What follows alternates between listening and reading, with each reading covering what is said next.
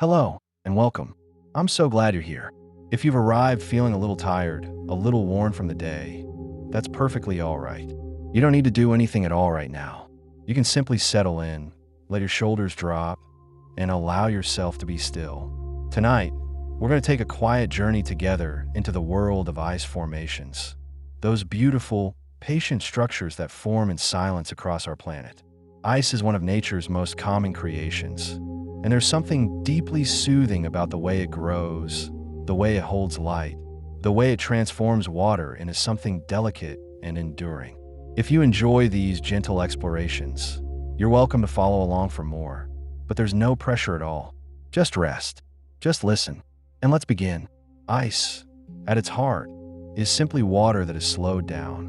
When the temperature drops and the air grows cold, water molecules lose their restless energy and begin to settle into a more ordered arrangement. They link arms, so to speak, forming a crystalline lattice that is both strong and surprisingly open. This structure is what makes ice less dense than liquid water, allowing it to float.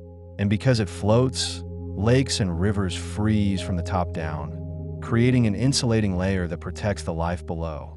It's a quiet kindness built into the physics of the universe. Every snowflake that falls from the sky is a tiny ice crystal, and each one forms around a microscopic nucleus, a speck of dust, a fragment of pollen, or a particle of mineral drifting high in the atmosphere. Water vapor clings to this tiny seed, freezing molecule by molecule, building outward in six-fold symmetry. The hexagonal shape is not a coincidence. It arises naturally from the angles at which water molecules prefer to bond. As the crystal tumbles through clouds, it encounters different temperatures and levels of humidity, and these conditions sculpt its branches and facets. No two snowflakes follow exactly the same path, and so no two are ever quite the same. The beauty of a snowflake is fleeting, but the principles that shape it are eternal. The same forces that guide a single crystal also govern vast ice sheets and ancient glaciers. There is a continuity here, a thread that runs from the smallest frost pattern on a window pane to the great frozen rivers that carve through mountain valleys. And all of it happens slowly, quietly, without haste. Frost forms on cold surfaces when water vapor in the air touches something colder than the dew point. Instead of condensing into liquid droplets, the vapor skips that step entirely and transforms directly into ice. This process is called deposition, and it's responsible for the intricate feathers and ferns that appear on winter windows. Each frost pattern grows outward from imperfections in the glass, tiny scratches, dust particles, or temperature variations. The ice follows these guides, branching and spreading in delicate, fractal shapes. If you've ever paused to look closely at frost, you've witnessed a kind of natural art, painted by physics and patience. Glaciers are rivers of ice, but they move far more slowly than any river of water. They form in places where snow accumulates faster than it melts, building up year after year, compressing under its own weight until it becomes dense, blue ice. This ice is so tightly packed that it has squeezed out most of the air bubbles, and it absorbs red light while reflecting blue. That's why the heart of a glacier glows with that stunning, otherworldly blue, a color that seems almost too pure to be real. Glaciers float downhill, pulled by gravity, grinding over bedrock and carrying stones and sediment with them. They reshape the land as they go, carving valleys and leaving behind smooth, polished surfaces. The speed of a glacier is measured in meters per year, sometimes only centimeters. It's a pace that asks for patience, for a kind of attention that stretches across generations. Some glaciers have been flowing for tens of thousands of years, and the ice at their deepest layers holds tiny bubbles of ancient air, samples of the atmosphere from long before humans walked the earth. Scientists drill cores from these glaciers, extracting cylinders of ice that serve as time capsules. By studying the chemistry of those trapped air bubbles, we can learn what the climate was like thousands of years ago. It's a humbling reminder that ice is not just beautiful, it's also a keeper of memory. In the polar regions, sea ice forms when the ocean itself begins to freeze. Salt water freezes at a lower temperature than fresh water, so the sea must grow quite cold before ice begins to appear. At first, tiny ice crystals form in the water, creating a kind of slush called fragile ice. These crystals are small and delicate, drifting just beneath the surface. As the temperature continues to drop, the crystals cluster together, forming thin sheets of ice that gradually thicken. The salt in the seawater is mostly excluded from the ice structure, so sea ice is much less salty than the water around it. The rejected salt sinks, creating dense, cold currents that help drive the ocean's great conveyor belt of circulation. Sea ice is a dynamic, living surface. It cracks and shifts with the movement of wind and waves, forming pressure ridges where slabs of ice collide and pile up. In other places, the ice pulls apart, creating leads, narrow channels of open water that provide breathing holes for seals and whales. The ice is also home to algae and microorganisms that live in tiny brine channels within the ice itself. These organisms form the base of the Arctic food web, supporting everything from tiny crustaceans to fish, birds, and marine mammals.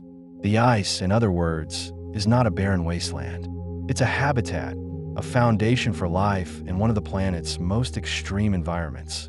Icebergs are born when chunks of glaciers break off and fall into the sea, a process called calving. The sound of an iceberg calving is deep and resonant, like thunder rolling across the water.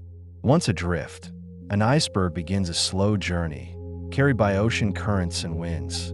Most of its mass lies hidden beneath the surface, typically about 90%, which is where the phrase "tip of the iceberg" comes from. The submerged portion is denser and heavier, and it gives the iceberg stability as it drifts. Icebergs can travel thousands of kilometers before they melt, and along the way, they release fresh water into the ocean, subtly altering the salinity and temperature of the surrounding sea. The shapes of icebergs are endlessly varied. Some are tabular, with flat tops and steep sides, like floating platforms. Others are pinnacled, with jagged peaks and spires sculpted by wind and waves. As an iceberg melts, its center of gravity shifts, and it may roll over, revealing surfaces that were once underwater.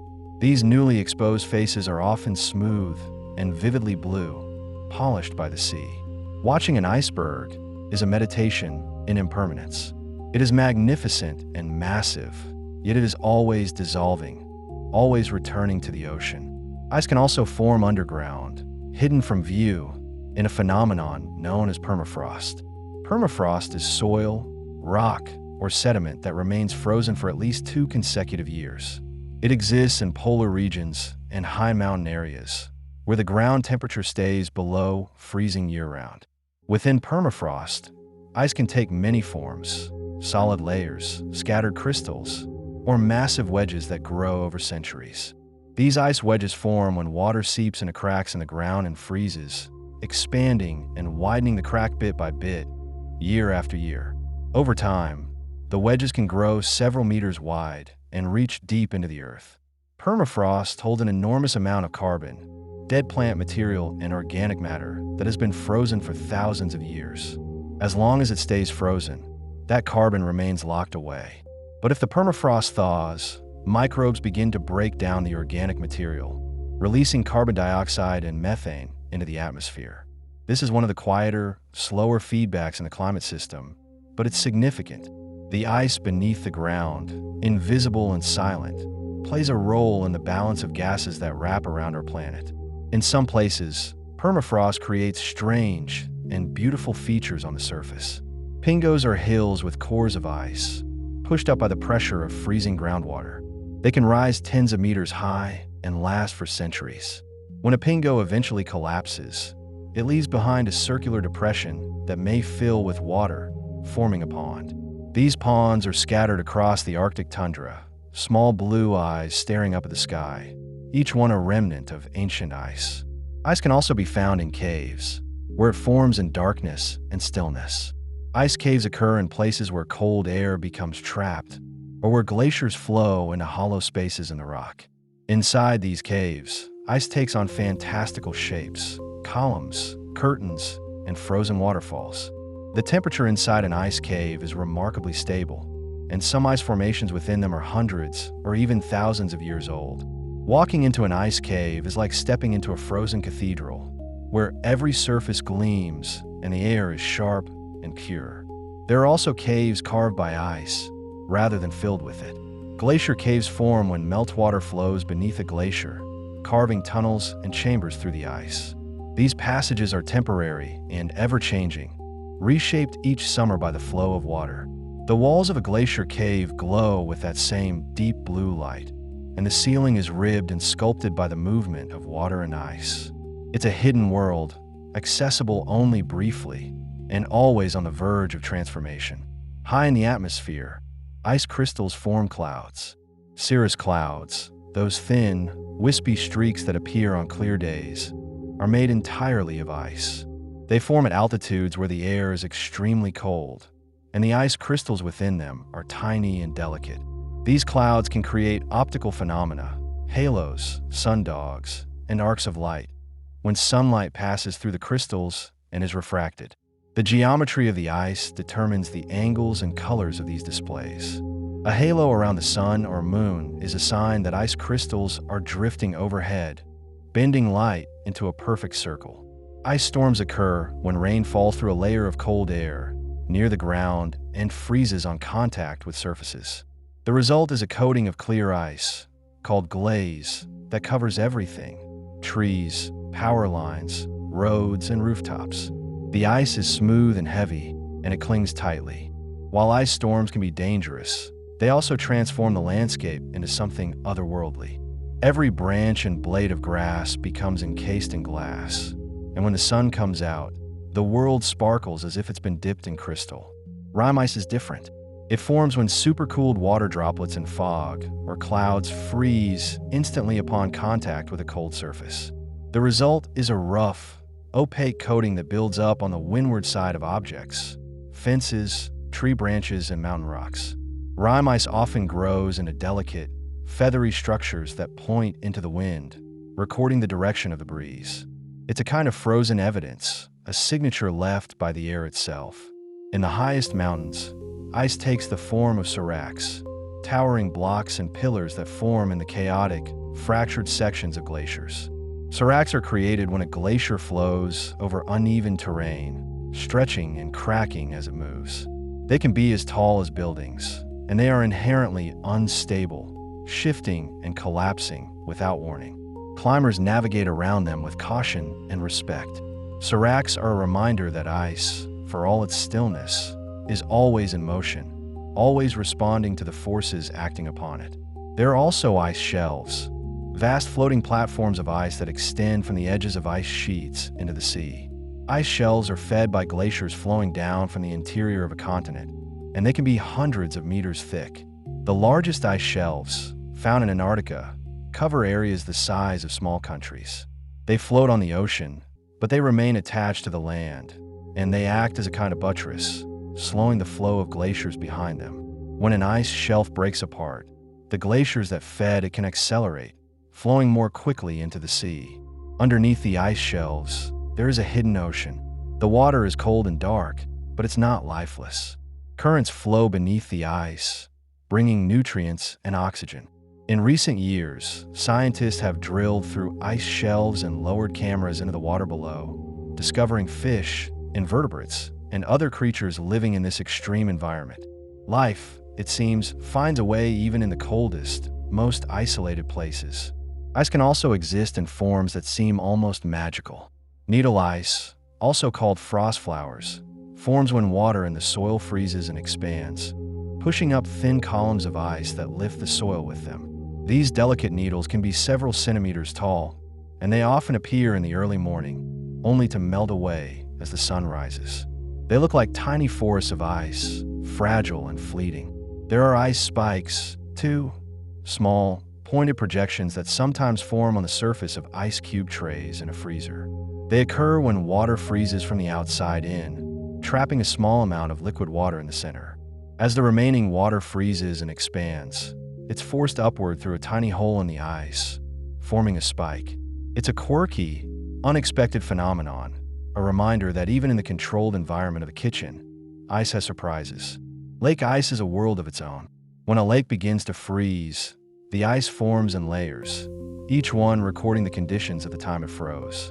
If the weather is calm, the ice is clear and smooth, like a pane of glass. If it's windy or snowy, The ice may be cloudy or rough. As the ice thickens, it can make sounds, deep booms and cracks that echo across the frozen surface.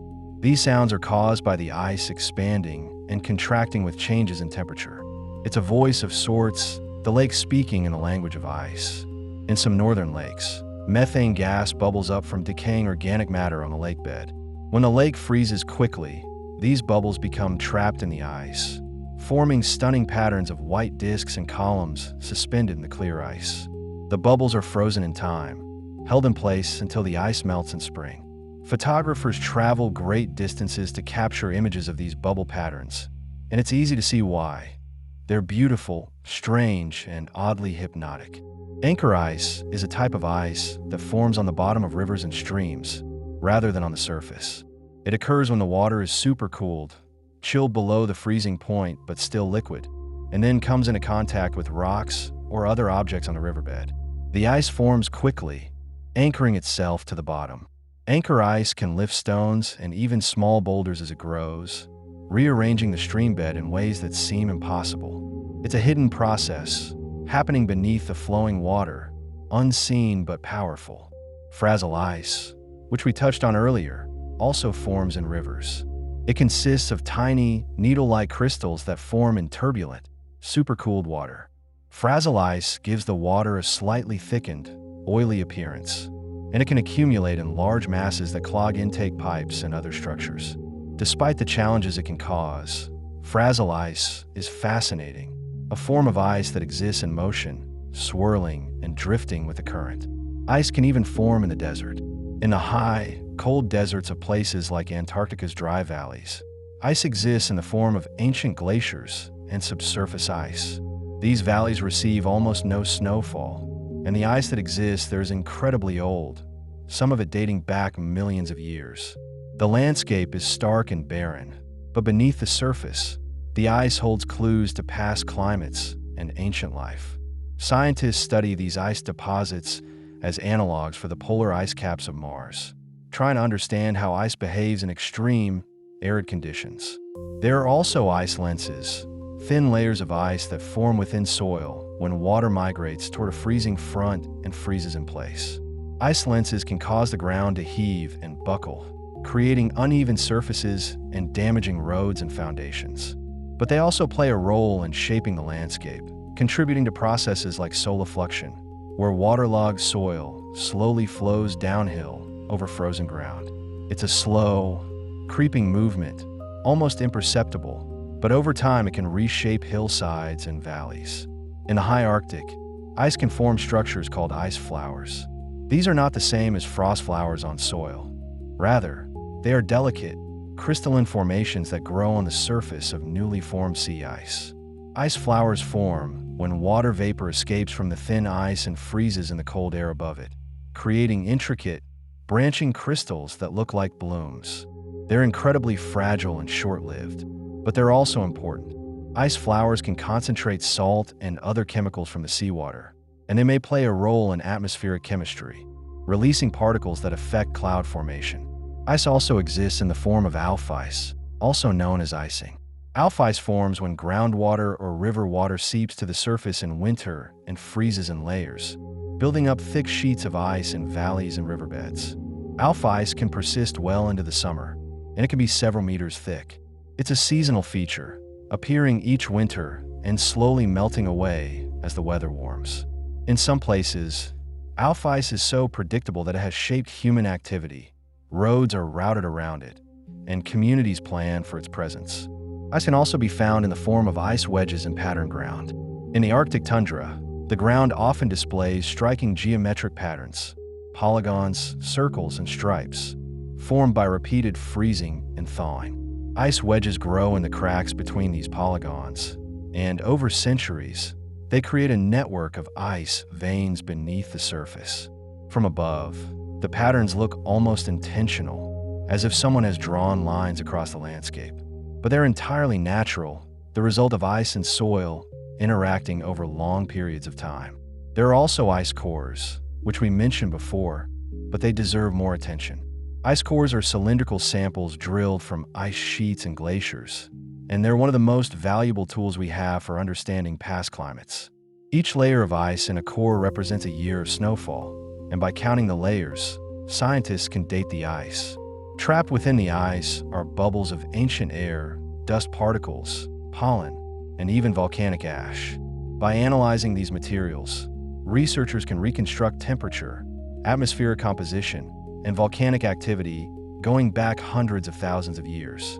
The deepest ice cores reach back more than 800,000 years, offering a window into a time long before human civilization. The process of drilling an ice core is painstaking. It requires precision, patience, and careful handling to ensure the ice is not contaminated. Once extracted, the cores are kept frozen and transported to laboratories, where they are sliced, measured, and analyzed.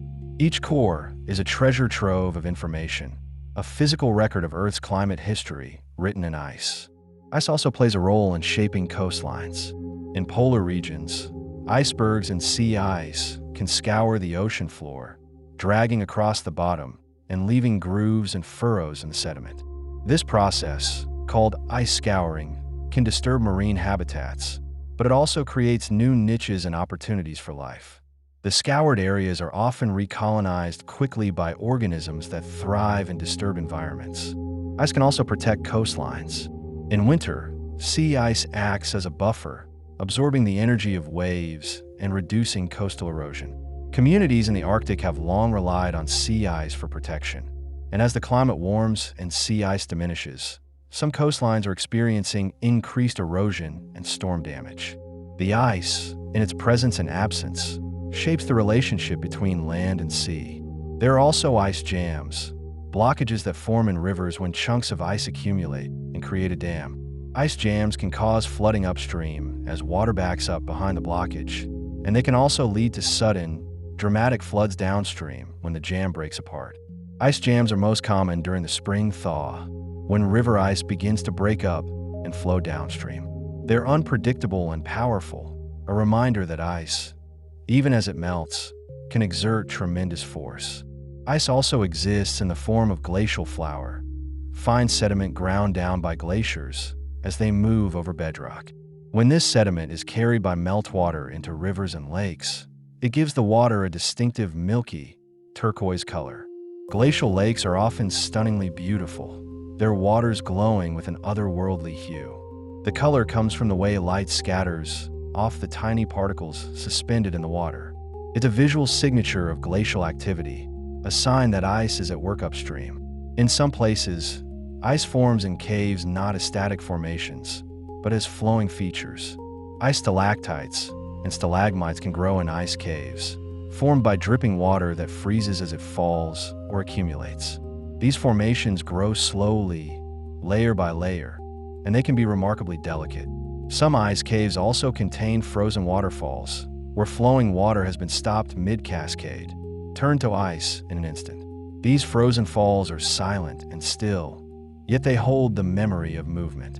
Ice can also be found in the form of ice blisters, domed formations that occur on the surface of lake ice when water becomes trapped between layers of ice and freezes, creating a raised, blister-like feature. Ice blisters can be quite large, and they're often clear, revealing the water or ice beneath. They're another example of ice's ability to surprise, to create unexpected shapes and structures. There are also ice volcanoes, though they're not volcanoes in the traditional sense. Ice volcanoes, or cryovolcanoes, occur when water or other liquids erupt through the surface of icy bodies in the outer solar system, moons like Enceladus and Europa. On Earth, the term is sometimes used to describe cone-shaped formations that occur on the shores of large lakes in winter, where waves splash up through a hole in the ice and freeze, building up a cone around the opening. These ice cones can be several meters tall, and they're a striking feature of winter coastlines. Ice also forms in the atmosphere in ways that are invisible to us most of the time. High-altitude clouds, like cirrus and cirrostratus, are made of ice crystals, and they play a role in Earth's radiation balance. They reflect some sunlight back to space, but they also trap heat radiating from the surface. The net effect depends on the type and altitude of the cloud, and it's an area of active research in climate science. Ice in the sky, in other words, has a quiet but important influence on the temperature of our planet. There are also diamond dust, tiny ice crystals that fall from a clear sky, sparkling in the sunlight. Diamond dust occurs when the air is very cold and contains just enough moisture to form ice crystals, but not enough to create clouds. The crystals drift slowly downward, catching the light and glittering like diamonds. It's a subtle, almost magical phenomenon, most common in polar regions and high mountains. Ice can also be found in the form of hoarfrost, which is similar to regular frost, but forms in slightly different conditions. Hoarfrost typically grows on cold, clear nights when the air is calm and humid. The crystals are larger and more delicate than ordinary frost, often forming feathery, fern-like patterns. Hoarfrost is especially common in valleys and low-lying areas where cold air settles. It's one of winter's most delicate decorations, fragile and beautiful. In some places, ice forms in the shape of ice flowers on plants. When the temperature drops suddenly, sap or water within plant stems can freeze and expand, splitting the stem. Water is then drawn out through the split and freezes on contact with the air, forming delicate ribbons and petals of ice. These ice flowers can be quite large and intricate, and they're a rare and lovely sight. They usually form only once per stem because the split prevents further extrusion. Ice can also be found in the form of pancake ice, circular pieces of ice that form in water that is slightly agitated, such as in a river or a choppy sea. The pieces bump into each other as they form, creating raised edges that make them look like pancakes. Pancake ice is most common in polar oceans and large lakes, and it's one of the early stages of sea ice formation. As the pancakes freeze together, they form larger sheets of ice. There are also ice balls, or ice boulders, that can form on beaches in very cold conditions. When small pieces of ice are rolled back and forth by waves, they can accumulate layers of ice and grow into spherical shapes, sometimes as large as basketballs. Beaches covered in ice balls are a rare and striking sight, and they occur only when conditions are just right, cold enough for ice to form, but with enough wave action to shape the ice into balls. Ice also exists in the form of glacial ice caves, which are different from the ice caves we discussed earlier. Glacial ice caves are carved by meltwater flowing through or beneath a glacier. The walls are made of ancient, compressed ice, and they often glow with that deep blue light. These caves are dynamic and dangerous, constantly changing as the glacier moves and melts. But they're also breathtakingly beautiful, a glimpse into the heart of the ice. In some places, ice forms in the shape of ice dams on roofs. When snow on a roof melts and refreezes at the eaves, it can create a barrier that prevents further meltwater from draining. The water backs up and can seep under shingles, causing leaks and damage. Ice dams are a common problem in cold climates, but they're also a reminder of how ice interacts with human structures, finding weaknesses and exploiting them. Ice can also be found in the form of black ice, a thin, nearly invisible coating of ice on roads and pathways. Black ice forms when moisture freezes on pavement, and it's called black because it's so thin and transparent that the dark pavement shows through. Black ice is treacherous because it's hard to see, and it provides almost no traction. It's a quiet hazard, a reminder that ice doesn't always announce its presence. There are also ice shelves that have existed for thousands of years, holding back vast quantities of glacial ice. These shelves are sensitive to changes in ocean temperature, and when they collapse, the glaciers behind them can surge forward, adding to sea level rise. The collapse of an ice shelf is a dramatic event, but it's also the culmination of slow, steady warming, a threshold crossed after years of quiet change. Ice also forms in the shape of ice ribbons, which are similar to ice flowers. Ice ribbons form when water is pushed out of plant stems or soil and freezes in thin, curling layers. They can be several centimeters long and are often twisted and folded in intricate ways. Ice ribbons are fragile and melt quickly in the sun, but they're a beautiful example of ice's ability to create unexpected forms. In the polar regions, ice can form in the shape of pressure ridges, long, jagged lines where sheets of sea ice have collided and buckled. Pressure ridges can be several meters high, and they're a significant obstacle for anyone traveling across the ice. They're also a sign of the immense forces at play in the polar oceans, where wind and current push the ice into motion. Ice can also be found in the form of ice feathers, which grow on the surface of young sea ice. These delicate crystals form when brine is expelled from the ice and freezes on the surface, creating intricate, feathery patterns. Ice feathers are fragile and short-lived, but they play a role in the chemistry of the polar atmosphere. There are also ice stalagmites that form in ice caves, growing upward from the floor as dripping water freezes. These formations can be quite tall and are often paired with ice stalactites hanging from the ceiling. Together, they create a frozen landscape that feels almost otherworldly. Ice also exists in the form of candle ice, which forms in the late spring when ice begins to melt. Candle ice consists of long, vertical columns of ice that have separated from each other, creating a structure that looks like a bundle of candles. Candle ice is weak and unstable, and it's a sign that the ice is nearing the end of its seasonal life. In some places, ice forms in the shape of ice bridges, natural spans of ice that form over rivers or crevasses. These bridges can be strong enough to support weight, but they're always temporary and should be approached with caution. Ice bridges are a reminder that ice is both a barrier and a passage, depending on the circumstances. Ice can also be found in the form of frost smoke, also called sea smoke, which occurs when very cold air moves over warmer water. The water evaporates into the cold air and immediately condenses and freezes, creating a fog of tiny ice crystals that rises from the surface. Frost smoke is most common in polar regions and can be quite thick, reducing visibility to nearly zero. There are also ice quakes, seismic events caused by the sudden cracking or movement of ice. Ice quakes can occur in glaciers, ice sheets, or frozen lakes, and they can be powerful enough to be detected by seismometers. The sound of an ice quake is sharp and loud, like a gunshot or a thunderclap. It's a reminder that ice is always under stress, always adjusting to the forces acting upon it. Ice also forms in the shape of ice curtains, which hang from cliffs and overhangs where water seeps and freezes. These curtains can be thin and translucent, or thick and opaque, and they often form in layers, each one representing a separate freeze event. Ice curtains are a common sight in mountainous regions in winter, and they add a touch of drama to the landscape. In some places, ice forms in the shape of ice mushrooms, formations where a cap of ice sits atop a narrow column. Ice mushrooms form when snow or ice accumulates on top of a post or other vertical object, and then the sides of the column melt or sublimate faster than the top, leaving a mushroom-like shape. They're whimsical and temporary, a playful example of ice's sculptural tendencies.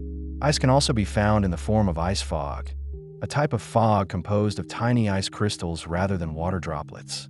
Ice fog forms in extremely cold conditions, typically below -30°C, and it can persist for days. It reduces visibility and creates a hushed, muffled atmosphere. Everything feels quieter in ice fog, as if the world has been wrapped in a frozen blanket. There are also ice halos, optical phenomena created by ice crystals in the atmosphere. The most common is the 22-degree halo, a ring of light that appears around the sun or moon. Other halos and arcs can form as well, depending on the shape and orientation of the ice crystals. These displays are a reminder that ice, even when it's invisible to the naked eye, is always interacting with light. Ice also forms in the shape of ice daggers, long, pointed icicles that hang from eaves and cliffs. These daggers can be dangerous if they fall, but they're also beautiful, catching the light and glinting in the sun. Icicles form when water drips and freezes, and they grow longer with each drip, building downward layer by layer. In some places, ice forms in the shape of ice tunnels, passages carved through glaciers or ice sheets by meltwater. These tunnels can be large enough to walk through, and they offer a rare glimpse into the interior of the ice. The walls are smooth and sculpted by the flow of water, and the light filtering through the ice creates an ethereal glow. Ice can also be found in the form of ice columns, vertical pillars that form when water freezes as it flows down a surface. Ice columns are common in caves and on cliffs, and they can be quite thick and sturdy. They're a testament to the slow, steady accumulation of ice over time. There are also ice shields, large, flat expanses of ice that cover entire continents, like the ice sheets of Greenland and Antarctica. These shields are kilometers thick in places, and they hold the vast majority of Earth's fresh water. The ice sheets are ancient, built up over hundreds of thousands of years, and they're a stabilizing force in the climate system. But they're also vulnerable, sensitive to changes in temperature and sea level. Ice also exists in the form of ice crystals in the upper atmosphere, where they play a role in the formation of noctilucent clouds, rare, high-altitude clouds that glow at night. These clouds form in the mesosphere, about 80 kilometers above the surface, where temperatures are cold enough for ice to form even in the thin air. Noctilucent clouds are most visible at twilight, when the sun is below the horizon but still illuminates the high clouds. They're a delicate, shimmering sight, a reminder that ice exists even at the edge of space. And so, as we settle into this journey, we begin to see that ice is not just one thing. It's a family of forms, each shaped by temperature, pressure, and time. It's a quiet presence in our world, often overlooked, but always there, always shaping and being shaped. And there's so much more to explore. And there are places on Earth where ice never truly leaves, where it has remained for thousands upon thousands of years, holding within itself the memory of ancient atmospheres. In the depths of Antarctica and Greenland, ice cores extend downward through time like frozen libraries. Scientists drill carefully into these depths, extracting cylinders of ice that contain tiny bubbles of air trapped when the snow first fell. Those bubbles are capsules of the past, preserving the exact composition of the atmosphere from ages long before human civilization. When researchers analyze ice from 2 miles deep, they are breathing, in a sense, the same air that drifted over the Earth 800,000 years ago. It is a form of time travel, quiet and precise, written in frozen water. The ice itself is layered like the rings of a tree, each year's snowfall compressed into a thin band. In places where snow falls steadily, these layers are clear and countable, allowing scientists to date the ice with remarkable accuracy. Darker layers might indicate summers, when dust settled on the snow. Lighter layers mark winters, when the snow was purer. Together, they form a striped record, a calendar of climate stretching back through ice ages and warm periods, through volcanic eruptions that filled the sky with ash, through shifts in ocean currents, and the rise and fall of carbon dioxide. The ice holds it all, patient and undisturbed, waiting to be read. Within these cores, scientists also find traces of pollen, grains carried by wind from distant forests and deposited on the ice. From these tiny remnants, they can reconstruct what plants were growing, how ecosystems shifted, how the world responded to warming and cooling. They find volcanic ash from eruptions that happen on the other side of the planet, fine particles that traveled through the stratosphere and settled softly onto polar snow. They find cosmic dust, micrometeorites that drifted down from space, adding their whisper to the archive. Every layer is a page, every bubble a footnote, and the ice holds them all without judgment or decay. And then there are ice formations that seem almost impossible, structures so delicate and strange that they feel like dreams. In the coldest parts of the Antarctic Plateau, where temperatures can fall below -80 degrees Celsius, a rare phenomenon occurs: diamond dust. This is not dust at all, but tiny ice crystals suspended in the air, so small and light that they drift rather than fall. On clear, calm nights, when the air is still and the cold is profound, these crystals form spontaneously from the moisture in the air. They catch the light of the moon or the stars, glittering as they hover, creating a soft, shimmering haze that seems to glow from within. To stand in diamond dust is to be surrounded by a galaxy of ice, each crystal a tiny prism, each breath a cloud of vapor joining the dance. Diamond dust can create optical effects that are breathtaking in their subtlety. Light passing through the crystals is refracted and reflected, forming halos around the sun or moon, pillars of light that stretch vertically into the sky, arcs and circles that seem to belong to another world. These are not illusions, but geometry, the predictable behavior of light meeting ice in precise angles. The crystals are often hexagonal plates or columns, and their shape determines the patterns they create. A halo at 22 degrees, a circumzenithal arc bending overhead like a smile, a sundog flanking the sun on either side. Each is a signature of ice, a quiet announcement of its presence in the air. In the high mountains, Ice takes on forms shaped by wind and sun in equal measure. Penitents are one of the most striking. Tall, thin blades of ice or hardened snow that stand in forests, all leaning in the same direction, like frozen flames or the fins of some vast organism. They form in dry, cold environments where the sun is intense, such as the high Andes. The process is called sublimation, where ice turns directly into vapor without melting. The sun's rays cause some areas to sublimate faster than others, carving valleys between the blades. Once the pattern begins, it reinforces itself. The valleys trap sunlight and deepen, while the peaks remain, growing taller and sharper. In time, a flat snowfield becomes a forest of ice spires, some as tall as a person, all aligned toward the sun. Walking through penitence is like moving through a sculpture garden created by light and physics. The blades are sharp enough to cut, their edges honed by sublimation.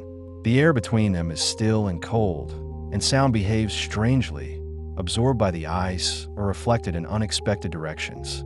It is a landscape that feels alien, yet it is made by the same processes that shape all ice. The pull of the sun, the dryness of the air, the patience of frozen water. Penitents remind us that ice is not passive. It responds, it changes, it builds itself into forms that reflect the forces acting upon it. On a smaller scale, ice can create structures even more delicate. Hoarfrost, which we have touched upon, sometimes grows into formations called frost flowers, though these are not the same as the sea ice flowers we discussed earlier. On land, frost flowers form on certain plants in late autumn, when the stems are still alive but the air is well below freezing. Sap inside the stem expands as it freezes, splitting the stem and pushing out ribbons of ice. These ribbons curl and fold as more water is drawn out by capillary action, forming intricate, petal-like shapes. They are fragile, lasting only until the sun touches them or the temperature rises. They appear most often on specific plants, frostweed, for example, whose stems have just the right structure to allow this process. To find a frost flower is to witness a collaboration between plant and cold, a brief sculpture that exists only at the edge of winter. Another quiet wonder of ice is the way it can sing. In certain conditions, ice produces sounds that are eerie, beautiful, and entirely natural. On frozen lakes, as the ice expands and contracts with changing temperatures, it can crack and shift, sending vibrations through the sheet. These vibrations travel as waves, and depending on the thickness and tension of the ice, they can produce tones that range from deep groans to high-pitched pings, from drum beats to something like a whale's call. The sounds can carry for miles, echoing under the ice and through the water below. People who live near frozen lakes know these sounds well, the language of ice adjusting to the cold, a reminder that even in stillness, there is movement. In glaciers, the sounds are different, but no less striking. Meltwater carving through ice can create rushing, gurgling echoes. Ice shifting under its own weight can produce cracks like gunfire or low rumbles like distant thunder. When a glacier calves, sending a tower of ice into the sea, the sound is a roar followed by a hiss as the ice meets water, followed by the slosh and crash of waves. But there are quieter sounds too. The drip of water in a moulin, the soft creak of ice settling, the whisper of wind over a crevasse. Glaciers are not silent. They are full of small conversations, ice speaking to itself and to the world around it. Ice also interacts with life in ways that are gentle and essential. Many organisms depend on ice, not as a barrier, but as a habitat. Algae live on the surface of glaciers and snowfields, tinting the ice pink or green. These algae are specially adapted to the cold and the intense UV radiation at high altitudes. They contain pigments that protect them from the sun, and these pigments give the ice its color. The algae photosynthesize, drawing energy from sunlight and carbon dioxide, and in doing so, they darken the ice slightly, which causes it to absorb more heat and melt a little faster. It is a small feedback loop, life-altering ice, ice shaping the conditions for life. In the sea ice of the polar oceans, tiny organisms live in the brine channels and on the underside of the ice. These include bacteria, algae, and tiny animals like copepods and krill. The algae form the base of the food web, blooming in the spring when light returns and the ice begins to thin. They are eaten by krill, which are in turn eaten by fish, seals, whales, and penguins. The ice is not a desert but a foundation, a platform that supports an entire ecosystem. When the ice forms in winter, it provides shelter. When it melts in summer, it releases nutrients into the water, fueling blooms of plankton. The rhythm of freezing and melting is the rhythm of life in polar seas. Even in the coldest, most inhospitable ice, life finds a way. Microorganisms have been found living in glacial ice, in permafrost, even in the subglacial lakes buried miles beneath the Antarctic ice sheet. These organisms survive in conditions that seem impossible. No light, little oxygen, extreme cold, immense pressure. They metabolize slowly, drawing energy from minerals or from chemical reactions in the rock and ice. Some may have been isolated for millions of years, evolving in darkness, a separate branch of life hidden from the sun. Their existence expands our understanding of where life can persist, and it suggests that ice, far from being lifeless, can be a cradle for resilience. There is also a kind of ice that forms in the soil, invisible from the surface, but vast in extent. This is ground ice, distinct from permafrost, but often found within it. Ground ice can take many forms: thin lenses between soil particles, thick wedges that penetrate deep into the earth, massive blocks that are nearly pure ice. These formations grow over centuries as water migrates through the soil and freezes. In some places, ground ice makes up more than half the volume of the permafrost, creating a landscape that is as much ice as Earth. When this ice melts, the ground collapses, forming the thermokarst features we mentioned earlier. The land itself is shaped by ice that no one sees, a hidden architecture that holds the surface together.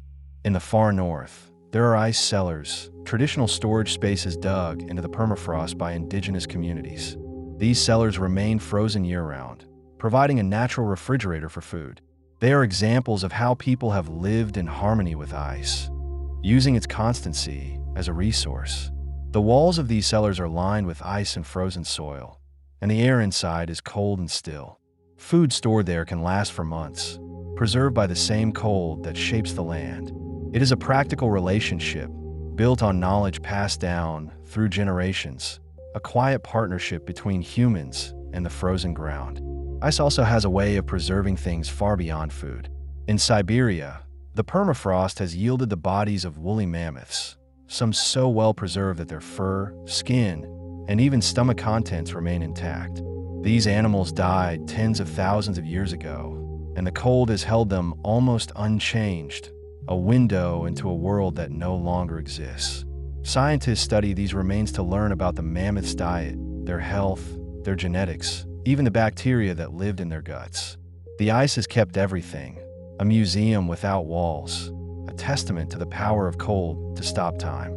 Similarly, glaciers have preserved human artifacts and remains. In the Alps, melting ice has revealed tools, clothing, and even bodies from centuries past. The most famous is Otzi, the Iceman, a man who died more than 5,000 years ago and was frozen into a glacier. His body, his clothes, his equipment, all were preserved in extraordinary detail. From him, we have learned about life in the Copper Age, about diet and health, about the tattoos he wore and the wounds he suffered. The ice held him gently, without decay, until the warming climate released him back into the light. It is a reminder that ice is not only a force of nature, but also a keeper of stories. There are places where ice and fire meet, creating landscapes of surreal beauty. In Iceland, glaciers sit atop active volcanoes. When the volcano erupts, the heat melts the ice from below, creating floods of meltwater mixed with ash and debris. These floods, called jökulhlaups, can be sudden and powerful, carving deep channels and reshaping the land in hours. Yet the ice returns, flowing back over the volcano, rebuilding itself. The interaction between ice and fire is one of constant transformation, neither winning, both shaping the land in their turn. The glaciers are scarred by ash, the valleys filled with sediment, and the cycle continues, ancient and ongoing.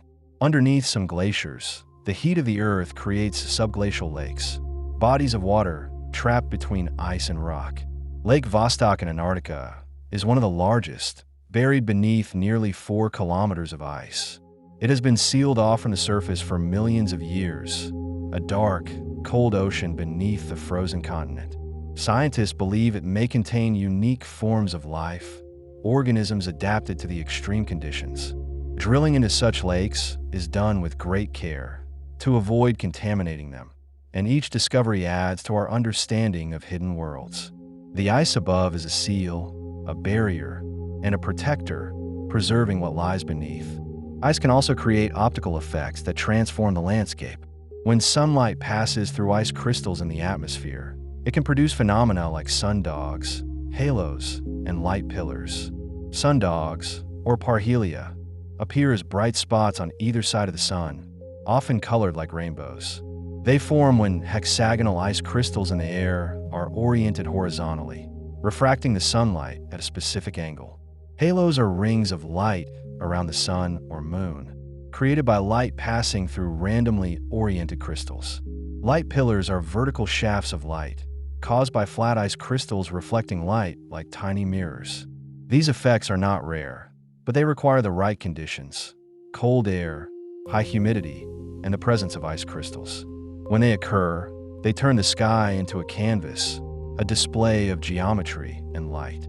In the polar regions, the sun itself behaves differently, and ice plays a role in the experience of light.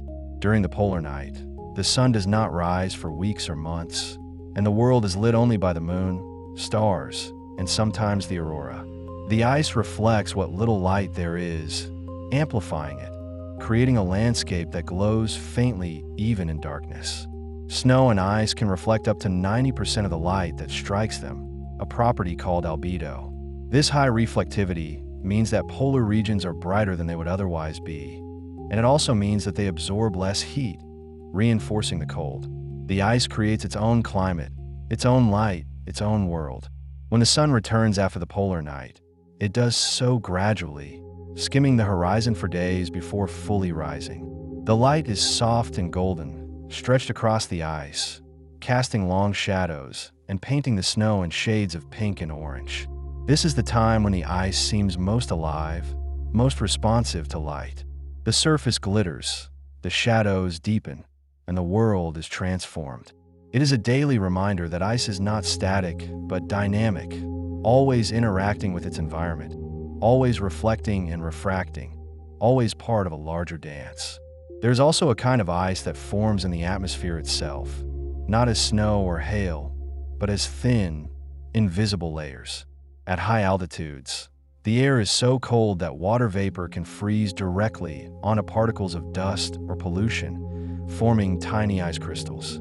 These crystals are so small and light that they remain suspended, creating cirrus clouds. Cirrus clouds are wispy and delicate, often the first sign of an approaching weather system. They are made entirely of ice, and they can cover vast areas of the sky. The ice crystals in cirrus clouds are hexagonal, like snowflakes, and they scatter sunlight, contributing to the colors of sunrise and sunset. They are a reminder that ice exists not only on the ground but throughout the atmosphere, shaping weather and light. In some clouds, ice and water coexist in a state called supercooling, where liquid water remains unfrozen even below 0 degrees Celsius. This happens when the water is very pure and there are no particles for ice crystals to form around. The water is unstable, waiting for a trigger. When an ice crystal does form, or when an airplane passes through, the supercooled droplets freeze instantly onto the crystal or the aircraft, a process called riming. This is how some types of hail form, and it is also why ice can build up on airplane wings, a hazard that pilots and engineers must manage. The coexistence of ice and water in clouds is a delicate balance, a reminder that freezing is not always immediate or simple. Ice can also form in ways that are almost magical in their simplicity. On cold mornings, you might see ice needles growing from the soil, lifting small stones and leaves as they rise. These needles form when water in the soil freezes and expands, pushing upward through the surface. They are thin and fragile, often clustered together, and they melt quickly once the sun touches them. They are a small example of the power of freezing water, the way ice can move and shape the world, even on the smallest scale. Each needle is a tiny column of ice, a crystal growing in the dark, reaching toward the light. In caves, ice can persist year-round, creating formations that rival the stalactites and stalagmites of limestone caverns. Ice caves form in places where cold air is trapped, often in lava tubes or deep caverns where the temperature never rises above freezing. Inside, ice builds up in layers, forming columns, sheets, and curtains. Some ice caves have floors of solid ice, polished smooth by the passage of time and the occasional visitor. Others have ice formations that grow and change with the seasons, fed by dripping water that freezes as it falls. These caves are fragile, sensitive to changes in temperature and airflow, and they are among the most beautiful and least visited places on Earth. There are also ice formations that occur on plants, creating structures that seem almost deliberate. Rime ice, which we have discussed, can coat trees and grasses, but there is another phenomenon called ice ribbons, where thin sheets of ice extrude from the stems of certain plants. These ribbons curl and fold, forming delicate, sculptural shapes. They occur when the plant stem is still alive enough to draw water upward, but the air is cold enough to freeze the water as it emerges. The result is a ribbon of ice, sometimes several inches long, that looks like a frozen wave or a scroll of parchment. They are rare and short-lived, a collaboration between plant physiology and winter cold. Ice can also form in the human body, though this is a process we must approach with care. Frostbite occurs when skin and tissue freeze, ice crystals forming within cells and damaging them. It is a reminder that while ice is beautiful and essential in nature, it is not always benign. The human body is not adapted to extreme cold in the way that some organisms are. We rely on clothing, shelter, and fire to protect ourselves, and we must respect the power of cold. Yet even this danger is a testament to the nature of ice. It is water transformed, and water is the foundation of life. Ice is both life's partner and its boundary, a line we must navigate with care. In contrast, some animals have evolved remarkable adaptations to ice and cold. The wood frog, for example, can survive being frozen solid. In winter, its heart stops, its blood stops flowing, and ice forms in its body cavity. Yet it does not die. The frog produces glucose and other compounds that protect its cells from damage, preventing ice crystals from rupturing cell membranes. When spring comes and the frog thaws, its heart starts beating again, and it resumes its life. It is a form of suspended animation, a partnership with ice that allows the frog to survive conditions that would kill most other creatures. The ice is not an enemy but a state, a phase the frog passes through, trusting in the return of warmth. Fish in polar waters have their own adaptations. Some produce antifreeze proteins that bind to tiny ice crystals in their blood, preventing them from growing. These proteins lower the freezing point of the fish's bodily fluids, allowing them to swim in water that is colder than the normal freezing point of blood. The proteins are so effective that the fish can thrive in waters filled with floating ice, hunting and feeding in conditions that would freeze other species solid. It is a molecular solution to a physical challenge, evolution's answer to the presence of ice. Insects, too, have strategies for surviving freezing. Some produce glycerol or other cryoprotectants that act like antifreeze, preventing ice formation. Others, like the Antarctic midge, can tolerate being frozen and thawed repeatedly. Their cells are structured to withstand ice, and their metabolism can shut down almost completely, waiting for conditions to improve. These adaptations are the result of millions of years of evolution in cold environments, a testament to life's ability to find a way, even in ice. There's also a kind of ice that forms on other worlds, far from Earth. Mars has polar ice caps made of water ice and carbon dioxide ice, also known as dry ice. These caps grow and shrink with the Martian seasons, and they hold clues to the planet's climate history. The water ice is ancient, perhaps billions of years old, and it may contain records of Mars's past, much like Earth's ice cores. Scientists studied these ice caps using satellites and rovers, hoping to understand how Mars changed from a wetter, warmer world to the cold desert it is today. The ice on Mars is a bridge between planets, a reminder that water and ice are not unique to Earth, but part of the story of the solar system. Jupiter's moon Europa is covered in a shell of ice, beneath which lies a vast ocean of liquid water. The ice is thick, perhaps tens of kilometers, but it is fractured and ridged, suggesting that the ocean beneath is active, warmed by tidal forces from Jupiter's gravity. The surface of Europa is one of the smoothest in the solar system, constantly renewed by the freezing of water from below. Scientists believe that this hidden ocean could harbor life, organisms living in the dark, warmed by hydrothermal vents, much like life in Earth's deep oceans. The ice is a roof, a barrier, and a protector, sealing in a world we have yet to explore. Saturn's moon Enceladus is smaller, but no less intriguing. It has geysers that shoot plumes of water ice and vapor into space, fed by an ocean beneath its icy crust. These plumes contain organic molecules and salts, hints of the chemistry happening below. The ice particles from the geysers fall back to the surface or escape into space, forming one of Saturn's rings. Enceladus is a moon of ice and water, active and dynamic, a place where ice is not static, but constantly in motion, constantly renewing itself. It is a reminder that ice can be a sign of activity, of energy, of the potential for change. Back on Earth, ice continues to shape our world in ways both large and small. Glaciers carve valleys, ice sheets hold sea level in balance, sea ice regulates climate, and frost touches the morning grass. Ice is a sculptor, a record keeper, a habitat, and a mirror. It reflects light, it preserves the past, it supports life, and it responds to the forces that act upon it. To understand ice is to understand a fundamental part of our planet, a substance that is both simple and endlessly complex. And in the quiet of a winter night, when frost forms on the window and the air is still, we can sense the presence of ice all around us.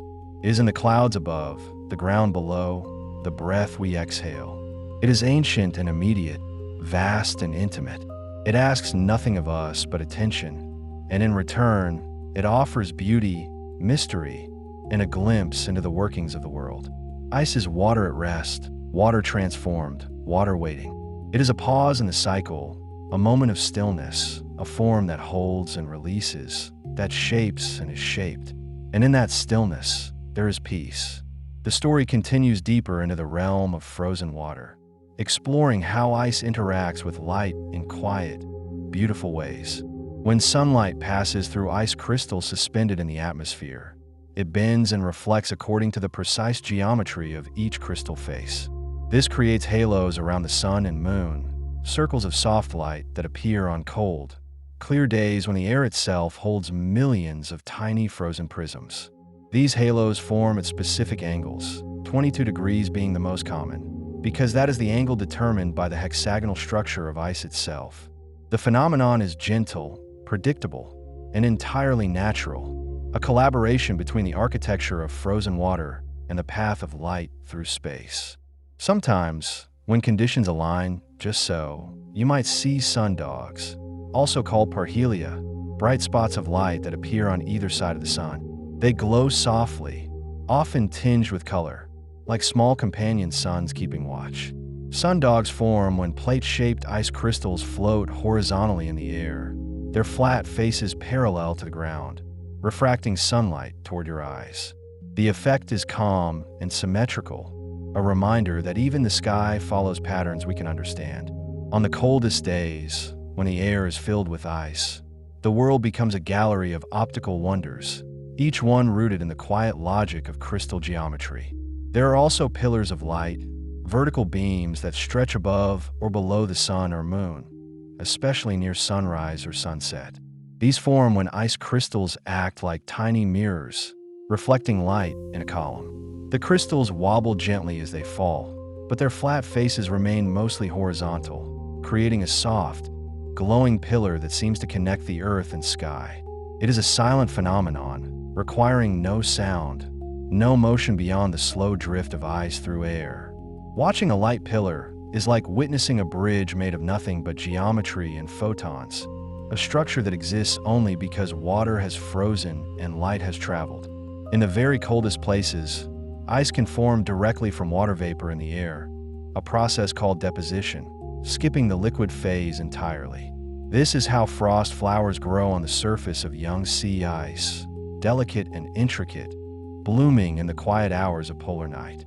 It is also how hoarfrost appears on trees and grass, each surface becoming a canvas for crystalline art.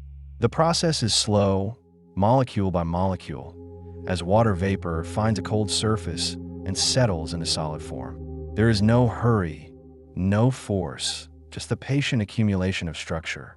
These formations are fragile, easily disturbed by wind or warmth. But while they last, they transform the ordinary into something quietly extraordinary. Ice also forms in the upper atmosphere, far above the ground, in clouds so high and cold that they exist at the edge of space. Noctilucent clouds, the highest clouds on Earth, form in the mesosphere, about 50 miles up, where the temperature can drop to minus 200 degrees Fahrenheit. They are made of tiny ice crystals, so small and so high that they catch the light of the sun even after it has set below the horizon. On summer nights in polar regions, these clouds glow with a soft, electric blue, visible only in the twilight. They are among the most delicate structures in our atmosphere, requiring the coldest conditions Earth can offer, and they remind us that ice can exist even in places we think of as the edge of the void. Closer to the surface, ice can create something called rime ice, which forms when supercooled water droplets in fog or clouds freeze instantly upon contact with the surface. This creates thick, white deposits that build up on the windward side of objects, growing into feathery, wind-sculpted shapes. Rime ice is different from hoarfrost. It forms from liquid droplets, not vapor, and it grows more quickly, layer by layer, as fog flows past. The result is a kind of frozen sculpture, shaped by the direction of the wind and the temperature of the air. It clings to trees, towers, and mountain peaks, sometimes growing several inches thick, transforming the landscape into a gallery of white forms. In the high mountains, rime ice can combine with snow to create something called rime accretion, where falling snow sticks to existing ice, building up dense, heavy layers. This process contributes to the formation of certain types of avalanche-prone snow, but it also creates striking visual effects, with trees and rocks encased in thick, opaque ice. The weight of rime can bend branches, and the wind can carve it into fins and ridges, all aligned with the prevailing breeze. It is a slow, quiet process, but over hours or days, it can completely alter the appearance of a mountainside, turning it into a frozen sculpture garden. There is also something called fragile ice, tiny ice crystals that form in turbulent water, such as fast-moving rivers or rough seas. Fragile ice looks like slush, a soupy mixture of ice and water, and it often accumulates on rocks, docks, and riverbeds. It forms when the water is supercooled and agitated, preventing the crystals from growing into larger, more stable forms. Instead, they remain small and suspended, drifting with the current. Fragile ice is one of the first stages of ice formation in moving water, and it can eventually clump together to form larger masses called anchor ice, or, in the ocean, grease ice. The name grease ice comes from its appearance, a smooth, matte surface that looks almost oily, as if the sea has thickened into something halfway between liquid and solid. When grease ice continues to freeze, it can develop into nelas, a thin, elastic crust of ice that bends with the waves. Nelas is dark and smooth, often less than 4 inches thick, and it has a matte surface that absorbs light rather than reflecting it. As it thickens, it becomes lighter in color and more rigid, eventually transitioning into young ice and then first-year ice. Each stage has its own texture, strength, and appearance, and each represents a step in the slow transformation of open water into solid ice. Watching this process unfold, even in time-lapse or through patient observation, is like watching the ocean exhale and hold its breath, settling into stillness. In the Antarctic, there is a type of ice called pancake ice, which forms in rough seas where waves and wind prevent a solid sheet from forming. Instead, the ice grows in circular pans, each one a few inches to several feet across, with raised edges created by collisions with neighboring pans. Pancake ice looks almost playful, like a field of floating dishes, and it makes a soft, clinking sound as the pieces bump into each other. It is a transitional form, often appearing in the early stages of sea ice formation or during the breakup of existing ice. The raised rims are called ramparts, and they form because slush and frazzle ice are pushed up at the edges with each collision. Over time, if the sea calms and the temperature drops, pancake ice can freeze together into a more continuous sheet, but until then, it remains a mosaic of individual pieces, each one shaped by motion and contact. Another fascinating ice formation occurs in caves, where ice can persist year-round, even in relatively warm climates.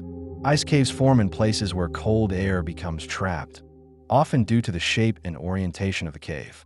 Cold air, being denser than warm air, sinks and settles in low areas, and if the cave geometry prevents it from mixing with warmer air, the temperature inside can remain below freezing throughout the year. Ice accumulates slowly from dripping water, from freezing humidity, and from snow that blows in during winter. The result is a hidden world of ice formations, stalactites and stalagmites made of frozen water, floors of smooth, ancient ice, and delicate ice crystals that grow on the walls. Some ice caves contain ice that is hundreds or even thousands of years old, a quiet archive of past climates preserved in darkness. There are also ice formations called ice dams, which occur on roofs in cold climates. When heat escapes from a building, it warms the roof, causing snow to melt. The meltwater runs down toward the eaves, where the roof is colder, and refreezes, forming a ridge of ice. This ridge can trap additional meltwater, leading to leaks and damage, but the formation itself is a clear demonstration of how ice responds to temperature gradients. The ice dam grows slowly, fed by cycles of melting and freezing, and it illustrates the way frozen water interacts with human structures, finding the cold spots and anchoring itself there. In rivers and streams, a similar process creates anchor ice, which forms on the riverbed rather than the surface.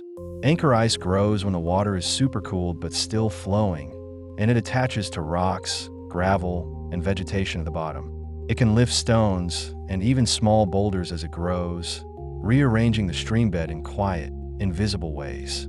Anchor ice is more common in clear, shallow, fast-moving water, where the conditions for supercooling are more easily met. It usually forms at night when the air is coldest, and it can melt away during the day, making it a transient, almost secretive phenomenon. Fish and other aquatic life must navigate around it, and sometimes anchor ice can cause stones to float to the surface, carried by buoyant ice that eventually breaks free. There is a type of ice formation called candle ice, which occurs during the spring melt. As ice warms, it begins to decompose into vertical columns, like a bundle of frozen pencils standing on end. These columns, or candles, are the remnants of the columnar crystals that formed as the ice froze, and they become visible as the bonds between them weaken. Candle ice is fragile and can collapse easily, making it dangerous to walk on. But it is also beautiful, a reminder that ice has an internal structure that becomes apparent only as it falls apart. The columns can be several inches long, and when the ice finally breaks up, they scatter and melt, each one a small, temporary sculpture. Another spring phenomenon is the formation of ice jams, where broken ice accumulates in a river, blocking the flow and causing flooding upstream. Ice jams form when the ice breaks up faster than the river can carry it away, often at narrow points or bends in the river. The chunks of ice pile up, sometimes several feet thick, creating a temporary dam. Eventually, the pressure builds until the jam breaks, releasing a sudden surge of water and ice downstream. This process is dramatic, but it is also a natural part of the seasonal cycle in cold regions, a way for rivers to transition from frozen to flowing. The sound of an ice jam breaking is deep and resonant, a rumble that carries for miles, a reminder of the power contained in frozen water when it begins to move. In the Arctic and Antarctic, there are formations called ice shelves, vast floating platforms of ice that extend from the land out over the ocean. Ice shelves form where glaciers flow off the land and onto the sea, and they can be hundreds of feet thick and thousands of square miles in area. They are fed by snowfall on the land and by the slow flow of glacial ice, and they lose mass through melting from below and calving of icebergs from their edges. Ice shelves are important because they act as buttresses, slowing the flow of glaciers behind them. When an ice shelf collapses, the glaciers that fed it can accelerate, contributing more ice to the ocean and raising sea levels. The collapse of an ice shelf is not instantaneous. It can take years or decades, with cracks slowly propagating and sections breaking away. It is a process that unfolds in slow motion, visible only through careful monitoring and satellite imagery. Beneath some ice shelves, there are cavities where seawater circulates, warmed slightly by the ocean's heat. These cavities can be hundreds of feet tall, hidden chambers between the ice and the seafloor. Scientists have explored these spaces using remotely operated vehicles, discovering that life exists even there, in the cold, dark water beneath the ice. Fish, invertebrates, and microbial communities thrive in these hidden environments, sustained by nutrients carried by ocean currents. The ice above is a ceiling, slowly melting and refreezing, and the water below is a quiet refuge, a place where the ocean and the ice sheet meet and interact in ways we are only beginning to understand. There are also ice formations called ice rises, which are areas where the ice shelf is grounded on a shallow part of the seafloor. Ice rises create local domes in the ice shelf, and they affect the flow of ice around them. They are like islands within the ice, anchored to the bedrock below, and they can persist for thousands of years. Ice rises are important for understanding ice shelf stability because they provide fixed points in an otherwise flowing system.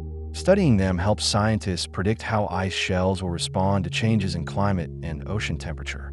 In some polar regions, there are formations called ice rumples, similar to ice rises but less pronounced. Ice rumples occur where the ice shelf is lightly grounded, creating a bumpy, uneven surface.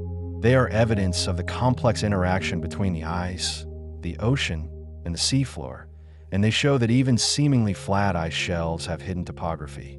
Ice rumples can affect the speed and direction of ice flow, and they are part of the intricate system that governs the behavior of ice sheets. Another type of ice formation is called icicles, which form when dripping water freezes. Icicles grow from the tip.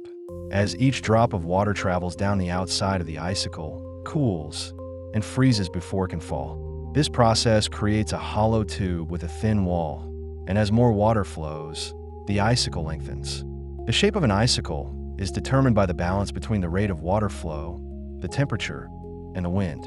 In calm, steady conditions, icicles can grow long and straight, sometimes several feet in length. They are smooth and clear, and they catch the light beautifully, turning windows and eaves into displays of natural glass.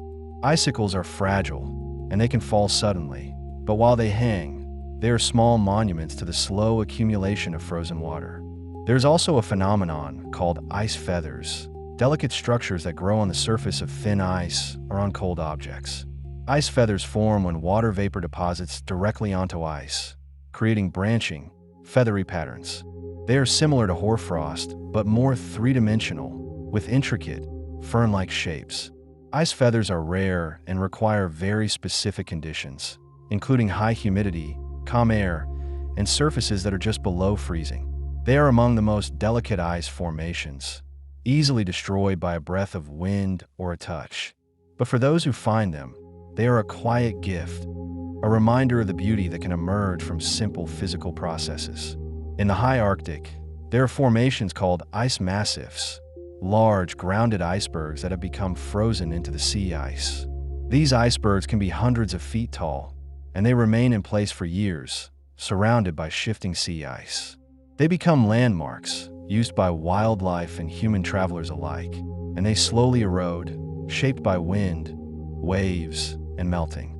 Ice massifs are reminders of the scale of polar ice, towering structures that dwarf ships and buildings, and they illustrate the power of glaciers to carve and transport vast quantities of ice. There are also ice formations called burgee bits and growlers, smaller pieces of icebergs that have broken off and drifted away. Burgee bits are about the size of a small house, and growlers are even smaller, roughly the size of a car. Despite their smaller size, they are still dangerous to ships because much of their mass is underwater, and they can be difficult to see, especially in rough seas or fog. Growlers get their name from the sound they sometimes make as waves wash over them, a low, rumbling noise. They are the final fragments of icebergs, the last remnants of glacial ice that has traveled from land to sea, and they melt slowly, releasing ancient water back into the ocean. In Antarctica, there are ice formations called ice tongues, extensions of glaciers that float on the ocean but remain attached to the land. Ice tongues can extend for miles, narrow and elongated, and they are shaped by the flow of the glacier and the currents of the ocean. They are dynamic features, growing as the glacier advances and breaking off as sections calve into the sea. Ice tongues are visible from space, long white fingers reaching into the dark ocean, and they are part of the complex system by which ice moves from the interior of the continent to the sea. There are also formations called ice piedmonts, where glaciers spread out at the base of mountains, forming broad, gently sloping aprons of ice. Ice piedmonts occur where the ice is no longer confined by valleys and can flow freely in multiple directions. They are less common than valley glaciers, but they can cover large areas, and they have a distinctive, smooth appearance. Ice piedmonts are found in Antarctica and in some Arctic regions, and they represent a transitional form between mountain glaciers and ice sheets. Another type of ice formation is called needle ice, which forms in soil when water freezes and expands, lifting small columns of soil and ice above the surface. Needle ice forms on cold, clear nights, especially in soil that is moist but not saturated. The ice grows in thin, vertical needles, sometimes several inches tall, and each needle carries a small cap of soil on top. By morning, the needles may have melted, leaving the soil disturbed and the surface rough.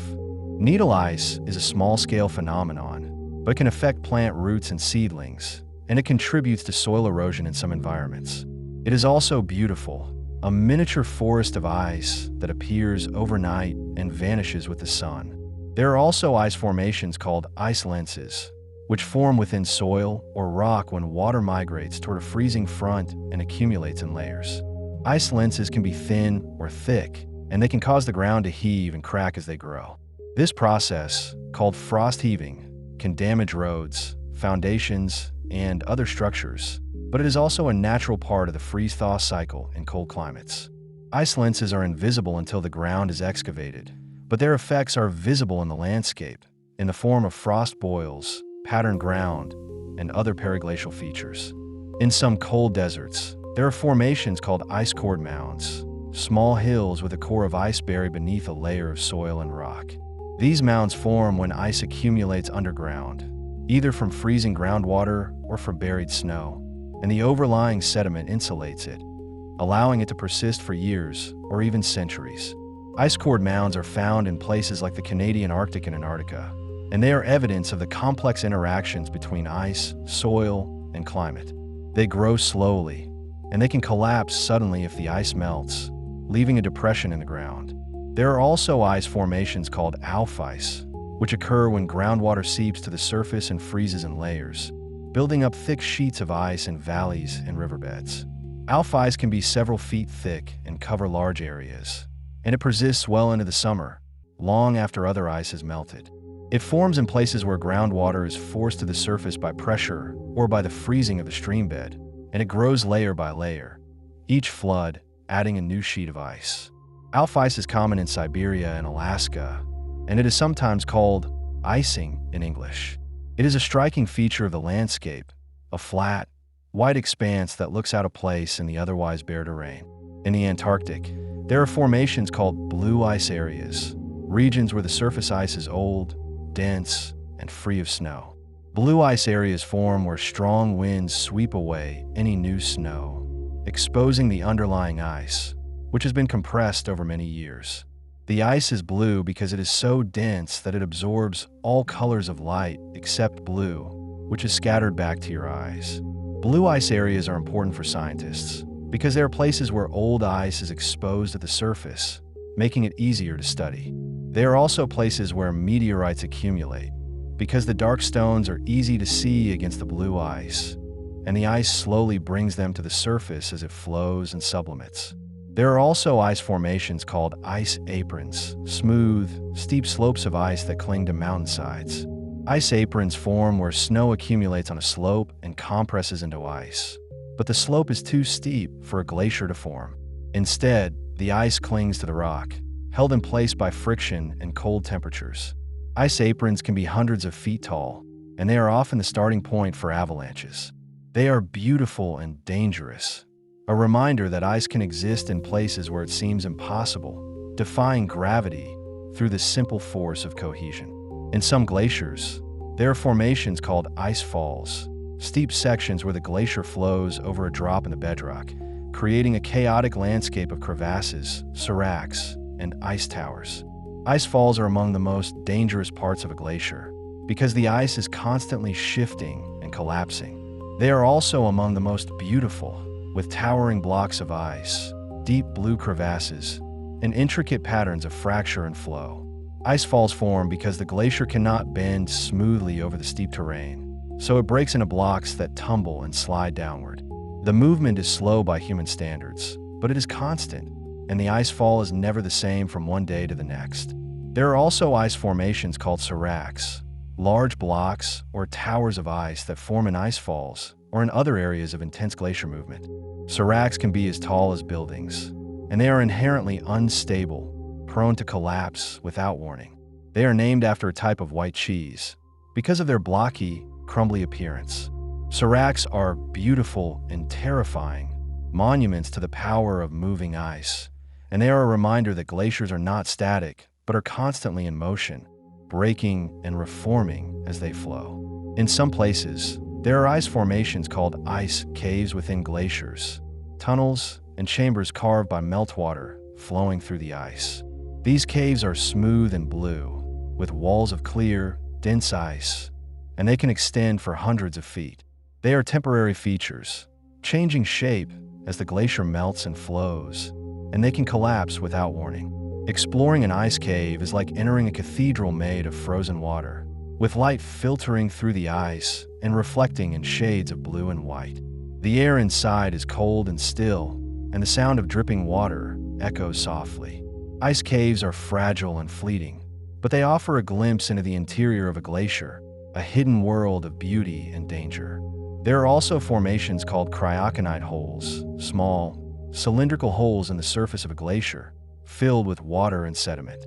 Cryoconite holes form when dark particles, such as dust or algae, absorb sunlight and melt the ice around them, creating a depression. The water in the hole is often several degrees warmer than the surrounding ice, and it can support a small ecosystem of algae, bacteria, and even tiny invertebrates. Cryoconite holes are miniature worlds, isolated pockets of life on the surface of a glacier, and they illustrate the way even the coldest environments can harbor life when conditions allow. In the Arctic and Antarctic, there are ice formations called pressure ridges in the sea ice, long, linear piles of broken ice that form where two ice floes collide. Pressure ridges can be several feet tall, and they create barriers that are difficult to cross. They form because sea ice is constantly in motion, pushed by wind and currents, and when two floes meet, the ice buckles and breaks, piling up into ridges. Pressure ridges are evidence of the dynamic nature of sea ice, and they are important for understanding how sea ice interacts with the ocean and atmosphere. They also provide habitat for seals and other animals, which use the ridges for shelter and as places to haul out of the water. There are also ice formations called ice keels, the underwater counterparts of pressure ridges. When ice piles up above the surface, it also extends downward, creating deep, irregular keels that can reach dozens of feet below the surface. Ice keels can scrape the seafloor in shallow water, leaving long gouges in the sediment. These gouges are visible in sonar surveys, and they provide evidence of past ice cover in regions that are now ice-free. Ice keels are also important for ocean circulation because they create turbulence and mixing as they move through the water. In some polar regions, there are formations called ice blisters, dome-shaped mounds of ice that form on the surface of sea ice or lake ice. Ice blisters occur when water is trapped beneath the ice and freezes, expanding and lifting the overlying ice into a dome. They can be several feet across and a foot or more tall, and they are often filled with clear ice or slushy water. Ice blisters are temporary features, and they can collapse if the ice cracks or if the water drains away. They are a reminder that ice is not always solid and stable, but can be dynamic and full of surprises. There are also ice formations called ice volcanoes, small cones of ice that form on the shores of large lakes when waves splash through holes in the ice and freeze. Ice volcanoes can be several feet tall, and they have a crater at the top where water continues to splash and freeze. They are most common on the Great Lakes in winter, and they are a striking feature of the frozen shoreline. Ice volcanoes form in the same way as pressure ridges, through the interaction of water, ice, and movement, but their conical shape gives them a unique and almost playful appearance. In some glaciers, there are formations called ogives, alternating bands of light and dark ice that form downstream of ice falls. Ogives are thought to form because ice that passes through the ice fall in summer melts and refreezes differently than ice that passes through in winter, creating annual layers that are visible on the surface. The light bands are often smooth and slightly raised, while the dark bands are rougher and contain more debris. Ogives are a kind of natural calendar, recording the passage of time as the glacier flows, and they are visible from the air as striking, wave-like patterns on the glacier surface. There are also ice formations called ice polygons, geometric patterns that form on the surface of permafrost when the ground contracts and cracks during winter. The cracks fill with ice, forming wedges that grow larger each year as the cycle repeats. Over time, the ice wedges create a network of polygons, each one several feet across, that are visible from the air as a honeycomb pattern. Ice polygons are common in the Arctic, and they are evidence of the freeze-thaw cycles that shape the landscape. They are also beautiful, a natural geometry that emerges from the simple process of expansion and contraction. In some cold regions, there are formations called ice mounds, also known as pingos, which are hills with a core of ice that have been pushed up by the pressure of freezing groundwater. Pingos can be hundreds of feet tall and take centuries to form. They grow slowly as water freezes and expands beneath the surface, lifting the overlying soil and rock. Pingos are found in the Arctic and in other regions with permafrost, and they are among the most striking features of the periglacial landscape. They are evidence of the hidden forces at work beneath the ground, the slow accumulation of ice and pressure that can reshape the surface. The ice beneath Antarctic lakes holds another kind of stillness. Lake Vostok, buried under nearly 4 kilometers of ice, has been sealed away from the atmosphere for millions of years. The weight of the glacier above creates pressure that keeps the water liquid despite the cold. Scientists believe this lake, and others like it, may harbor ecosystems that have evolved in complete isolation, adapted to darkness, cold, and pressure. The ice acts as both barrier and protector, preserving whatever lies beneath in a state of suspended mystery. When you imagine such a place, you're touching something both ancient and patient, a world that waits in the deepest cold. Ice can form in patterns that seem almost biological. Hoarfrost sometimes grows in fern-like arrangements on cold surfaces, branching and subdividing with delicate precision. These formations occur when water vapor condenses directly into ice without passing through the liquid phase, a process called deposition. The crystals grow outward from nucleation points, following the paths of least resistance and greatest vapor availability. The result looks organic, like frozen ferns or feathers, yet it follows purely physical laws. This intersection of order and beauty reminds us that nature's patterns repeat across scales and substances, that the same principles that guide the growth of plants also guide the growth of ice. The concept of ice memory extends beyond trapped air and particles. When ice forms under stress, it develops internal structures that record the forces acting upon it. Glaciers flowing over uneven bedrock develop patterns of foliation, layers and bands that reveal their deformation history. Scientists can read these patterns like a language, understanding how the ice moved, where it encountered resistance, where it accelerated or slowed. The ice remembers its journey in the arrangement of its crystals, in the orientation of its grains, in the subtle variations of its texture. This memory is physical, written in the very substance of the ice itself, and it speaks to those who know how to listen. Sublimation, the direct transition from solid to vapor, gives ice a kind of quiet disappearance. In very dry, cold environments, ice can vanish without ever melting, the molecules lifting away one by one into the air. This process is slow and gentle, leaving no puddles, no wetness, just a gradual diminishment. You see this in freezers where ice cubes shrink over time, or in high mountain regions where snow seems to evaporate under the sun. The ice doesn't struggle or resist. It simply transforms, molecule by molecule, into something invisible and free. There's something deeply peaceful about this kind of change, this patient transition from one state to another. Ice can also preserve sound in unexpected ways. When ice forms rapidly, it can trap air bubbles that contain the acoustic signature of the environment at that moment. Researchers studying ice cores sometimes listen to the sounds released when ancient ice melts, hearing the faint echoes of atmospheres from thousands of years ago. The crackling and popping of melting ice, called ice sizzle, comes from these trapped bubbles collapsing and releasing their contents. It's a small sound, easy to miss, but it carries with it a kind of temporal message, a whisper from the past made audible in the present. To listen to ancient ice melt is to hear time itself speaking. The formation of ice on spider webs creates structures of extraordinary delicacy. When frost settles on the silk strands, each thread becomes outlined in ice crystals, transforming the web into a visible masterpiece. The ice follows the architecture the spider created, highlighting every spiral and radial line. These frozen webs are ephemeral, lasting only until the sun warms them or the wind disturbs them. But while they exist, they reveal the hidden geometry of the spider's work. It's a collaboration between species and elements, between intention and accident, between the living and the crystalline. Such moments remind us that beauty often emerges from unexpected combinations. Ice can form in the upper atmosphere in ways that affect our entire climate system.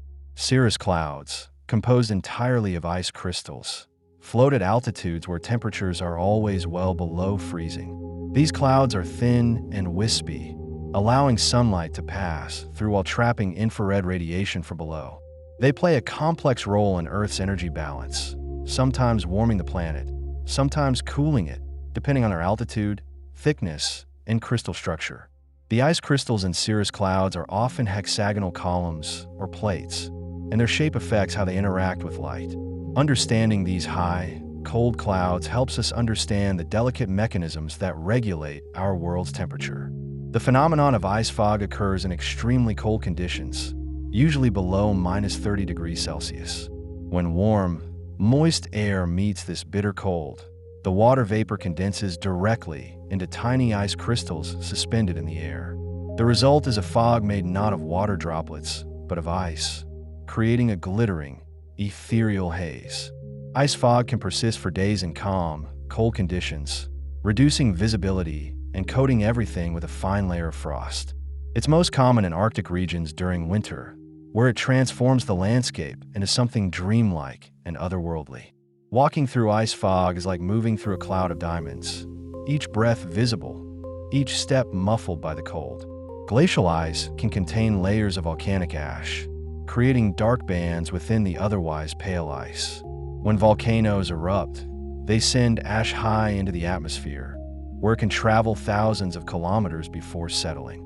If this ash falls on a glacier, it becomes incorporated into the ice, marking that particular year with a distinctive layer. Scientists use these ash layers as time markers, helping to date ice cores and correlate events across different locations. The ash also affects the glacier's behavior. Dark layers absorb more sunlight, causing localized melting and influencing the ice's movement. These volcanic signatures are like punctuation marks in the glacier's story, moments of dramatic change preserved in the patient ice.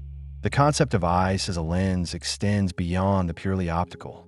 Ice sheets and glaciers act as lenses through which we can view Earth's past, magnifying and preserving details that would otherwise be lost.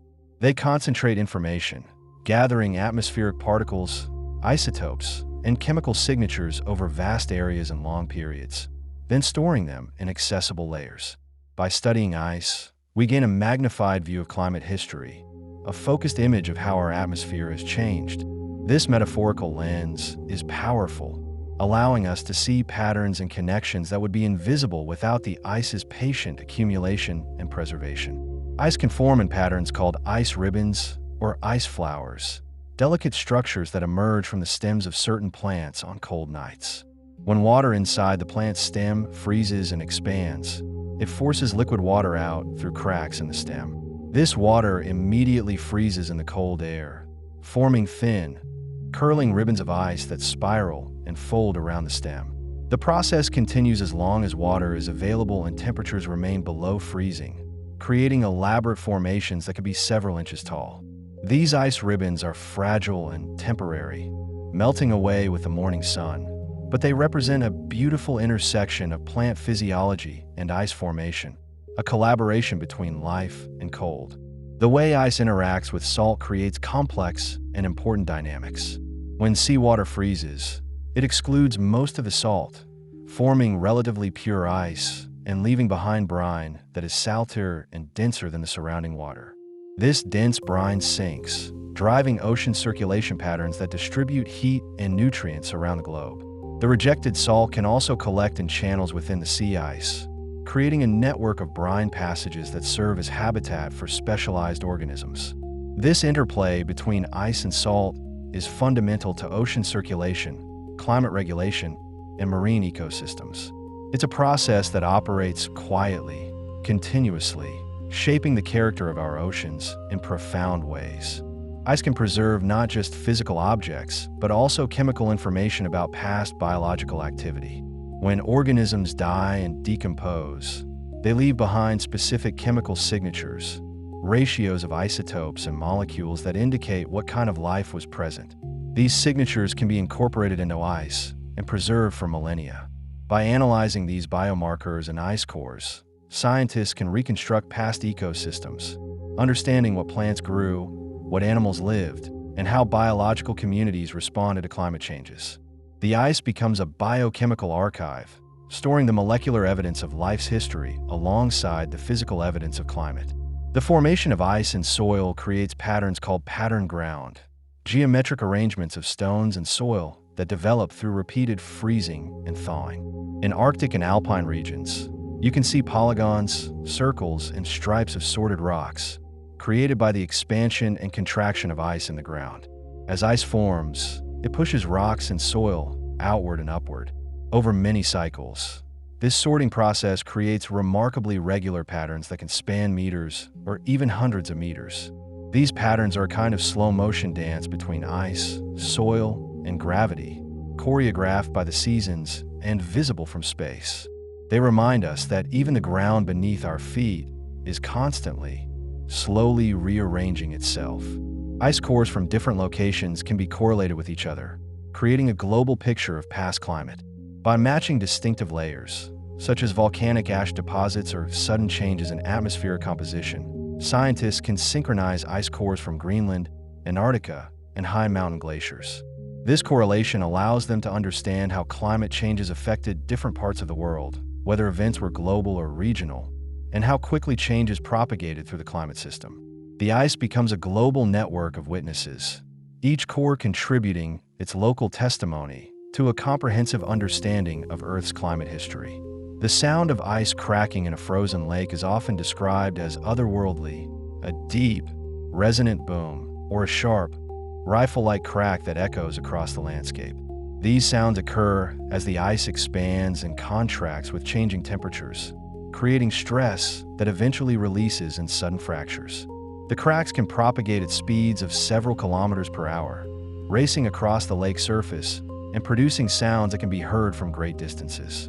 Despite their dramatic nature, these cracks don't necessarily mean the ice is unsafe.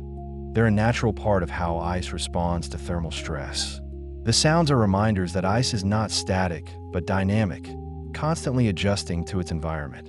Ice can form in caves in ways that create permanent or semi-permanent ice deposits.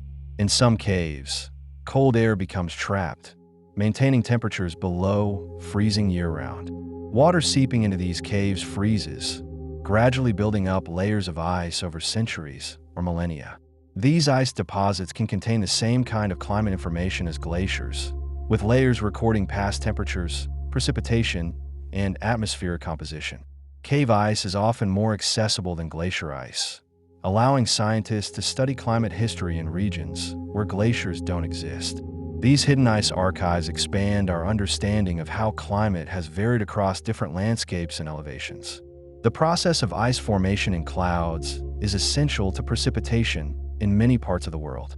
In clouds where temperatures are below freezing, ice crystals can grow by collecting supercooled water droplets, a process called riming. As the crystals grow heavier, they eventually fall, potentially melting in a rain before reaching the ground or arriving as snow or sleet.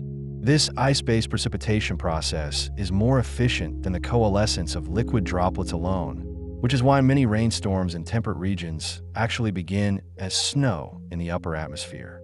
Ice, even when invisible to us on the ground, plays a crucial role in delivering the water that sustains ecosystems and human societies. Ice can also form in ways that create natural sculptures of remarkable beauty. In coastal areas where waves crash against cliffs in freezing conditions, the spray can freeze instantly, building up layers of ice that coat the rocks in fantastic shapes. These formations are temporary, lasting only as long as the cold weather persists.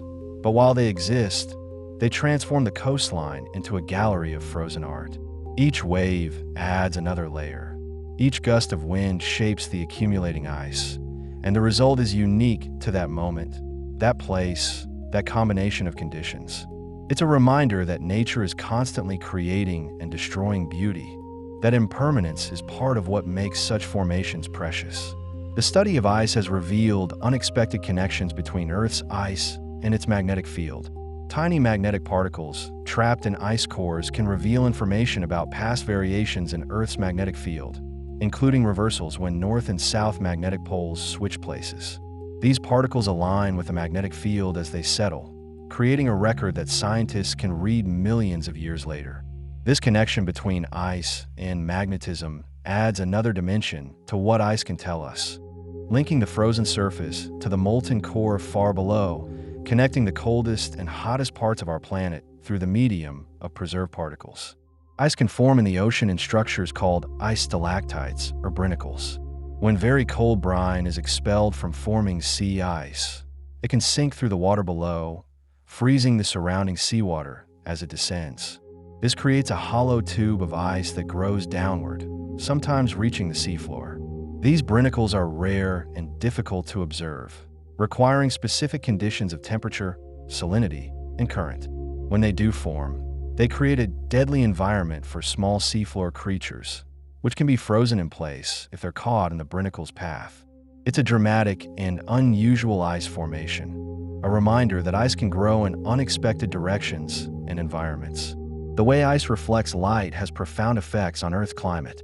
Snow and ice are among the most reflective natural surfaces, bouncing back much of the sunlight that hits them. This high reflectivity, called albedo, helps keep polar regions cold. When ice melts, it reveals darker surfaces like ocean water or land, which absorb more sunlight and warm up, potentially causing more ice to melt.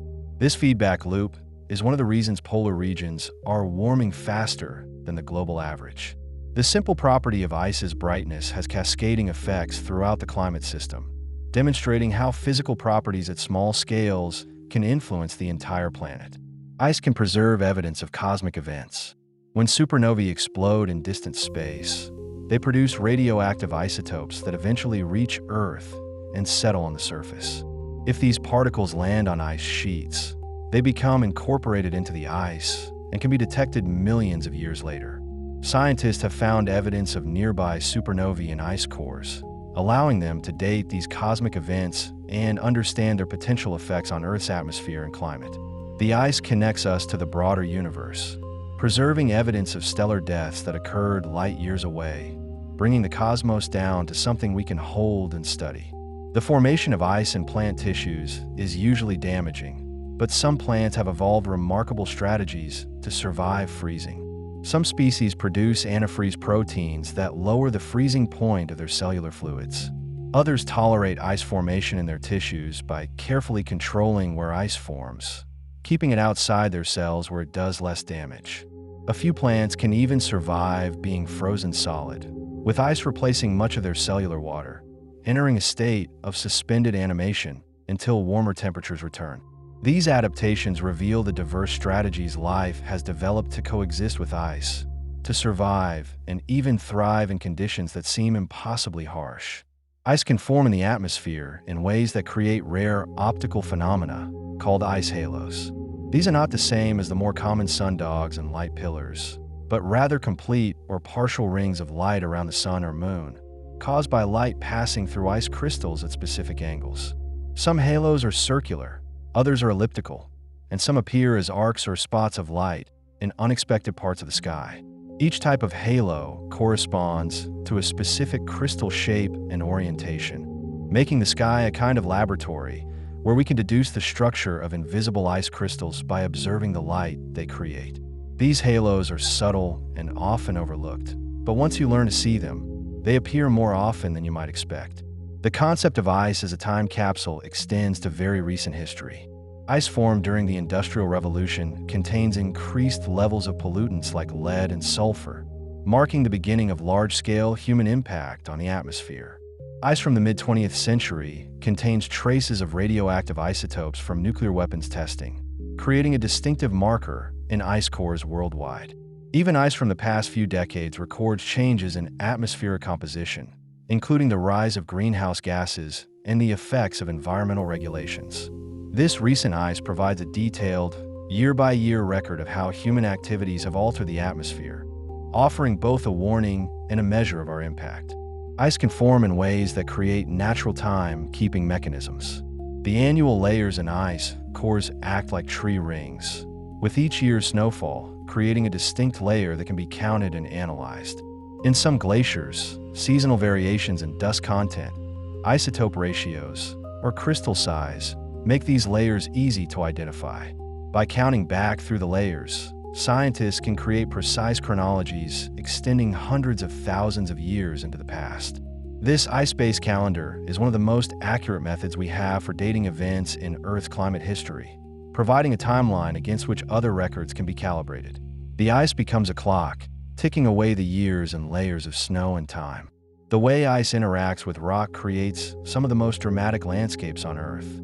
Glacial erosion carves valleys, sculpts peaks, and polishes bedrock, leaving behind distinctive features that geologists can recognize millions of years after the ice has melted. Glaciers can pluck boulders from mountainsides and carry them hundreds of kilometers before depositing them in new locations, creating erratics that puzzle observers who don't understand their glacial origin. The grinding of rock beneath moving ice produces fine sediment called glacial flour, which gives glacial rivers and lakes their distinctive milky appearance. These processes operate slowly but with immense power, reshaping entire mountain ranges over thousands and millions of years. Ice can also preserve evidence of ancient diseases. Viruses and bacteria trapped in ice remain viable for thousands or even millions of years, frozen in a state of suspended animation. When ice melts, these microorganisms can potentially become active again, raising questions about what ancient pathogens might be released as permafrost thaws. Scientists have successfully revived microorganisms from ice hundreds of thousands of years old, demonstrating that ice is not just a passive storage medium, but a kind of biological freezer that maintains the potential for life across vast spans of time. This preservation of ancient life forms offers opportunities for research, but also reminds us that ice contains not just information, but living history. The formation of ice in the upper atmosphere creates clouds that are visible only under special conditions. Noctilucent clouds, the highest clouds in Earth's atmosphere, form at altitudes of about 80 kilometers, where temperatures drop below -120 degrees Celsius. These clouds are composed of tiny ice crystals coating particles of meteor dust. They're visible only during twilight, when the sun has set at ground level but still illuminates the high atmosphere, causing the clouds to glow with an electric blue light.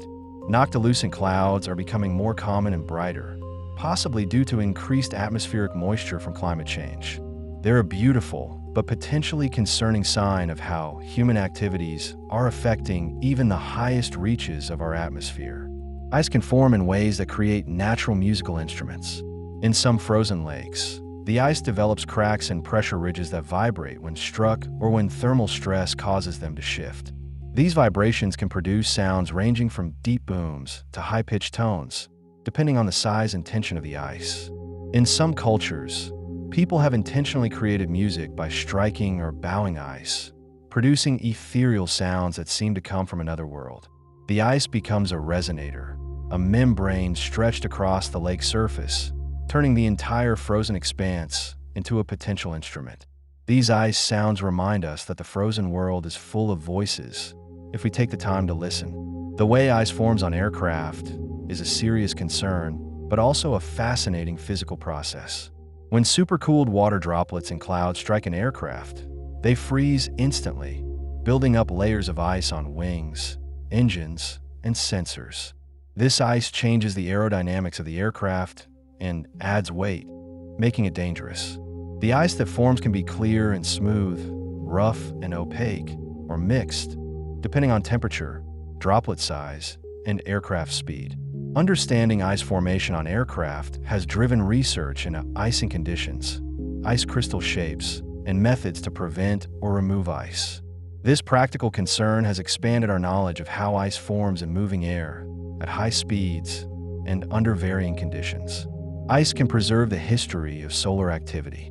Cosmic rays from space interact with Earth's atmosphere, producing radioactive isotopes that fall to the surface and become trapped in ice.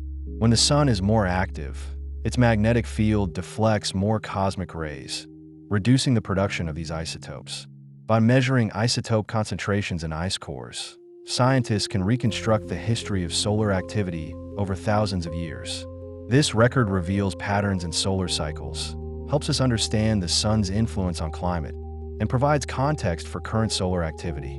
The ice becomes a recorder of not just Earth's atmosphere, but also the behavior of our star, linking the frozen surface to the nuclear furnace at the center of our solar system. The formation of ice in soil can create features called pingos, dome-shaped hills with cores of ice. Pingos form in permafrost regions when groundwater is forced upward by pressure, freezing as it rises and gradually lifting the overlying soil and rock. Some pingos grow to heights of 50 meters or more and can take centuries to form. They're most common in Arctic regions, where they hit the landscape like frozen blisters. When pingos collapse, they leave circular depressions that can fill with water, creating distinctive lakes. These features are both evidence of ice's power to shape landscapes and reminders of the slow, patient processes that operate in frozen regions. Ice can form in ways that create natural lenses that focus sunlight. In some snow-covered regions, wind and melting can create smooth, curved surfaces of ice that act like magnifying glasses. These ice lenses can concentrate sunlight enough to melt the snow beneath them, creating small holes or channels.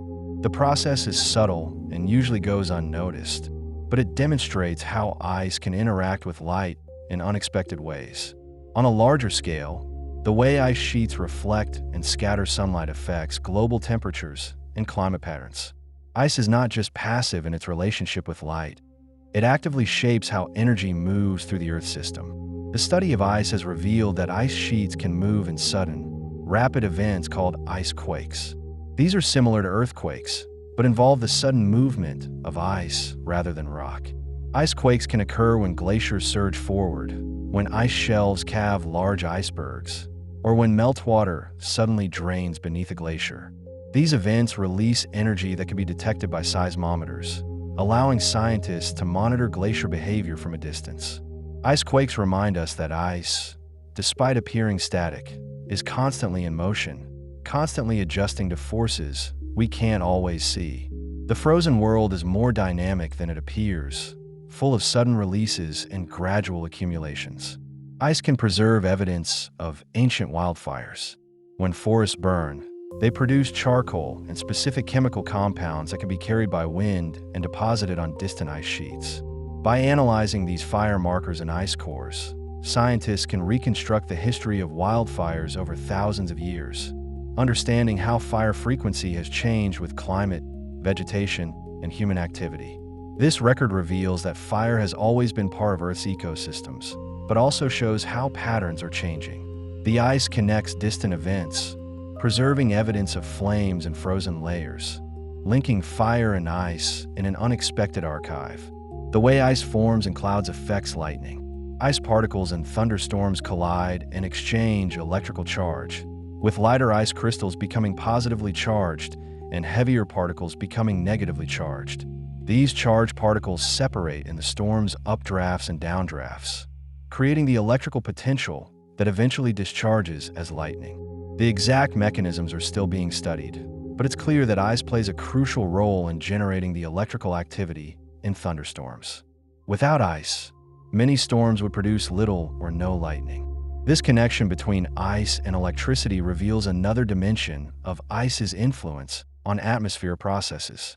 Ice can form in patterns that create natural art on a microscopic scale. When water freezes slowly on a smooth surface, it can create dendritic patterns, branching structures that resemble trees or rivers. These patterns form because ice grows faster in some directions than others, following the hexagonal symmetry of ice crystals. The result is a network of branches and subbranches, each one unique, each one following the same basic rules.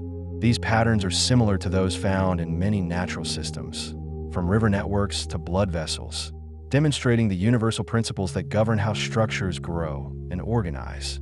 Watching ice form these patterns is like watching nature think, solving the problem of how to fill space efficiently and beautifully.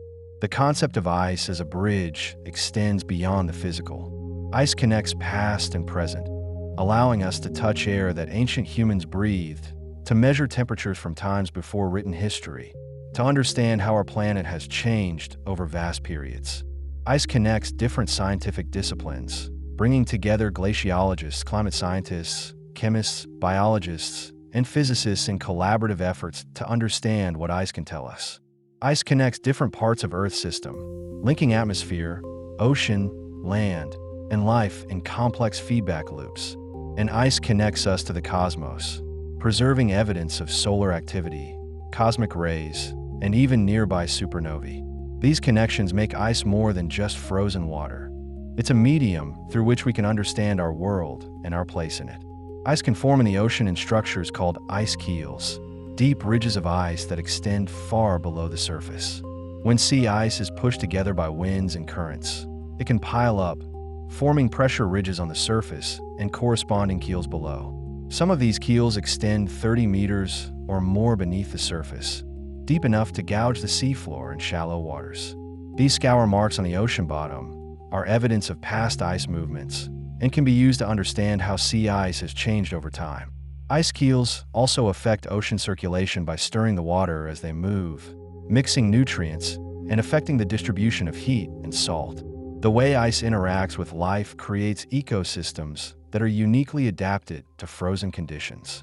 In addition to the algae and bacteria that live in and on ice, there are animals that depend on ice for hunting, breeding, and survival. Polar bears hunt seals at the ice edge. Penguins breed on ice shelves. Arctic foxes den in snow. These species have evolved over millions of years to thrive in icy environments, developing specialized behaviors, physiologies, and life cycles.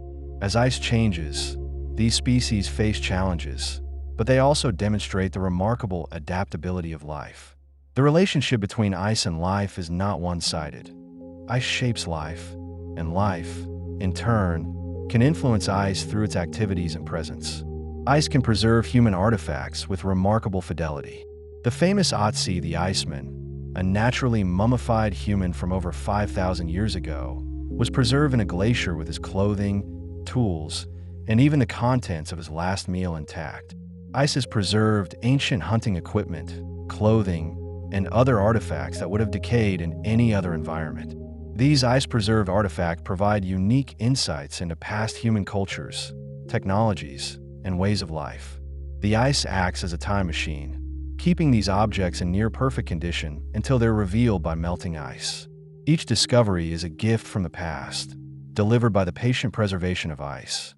The formation of ice in the atmosphere can affect aviation in ways beyond just icing on aircraft. Contrails, the white lines that jets leave in the sky, are actually ice clouds formed from water vapor and engine exhaust.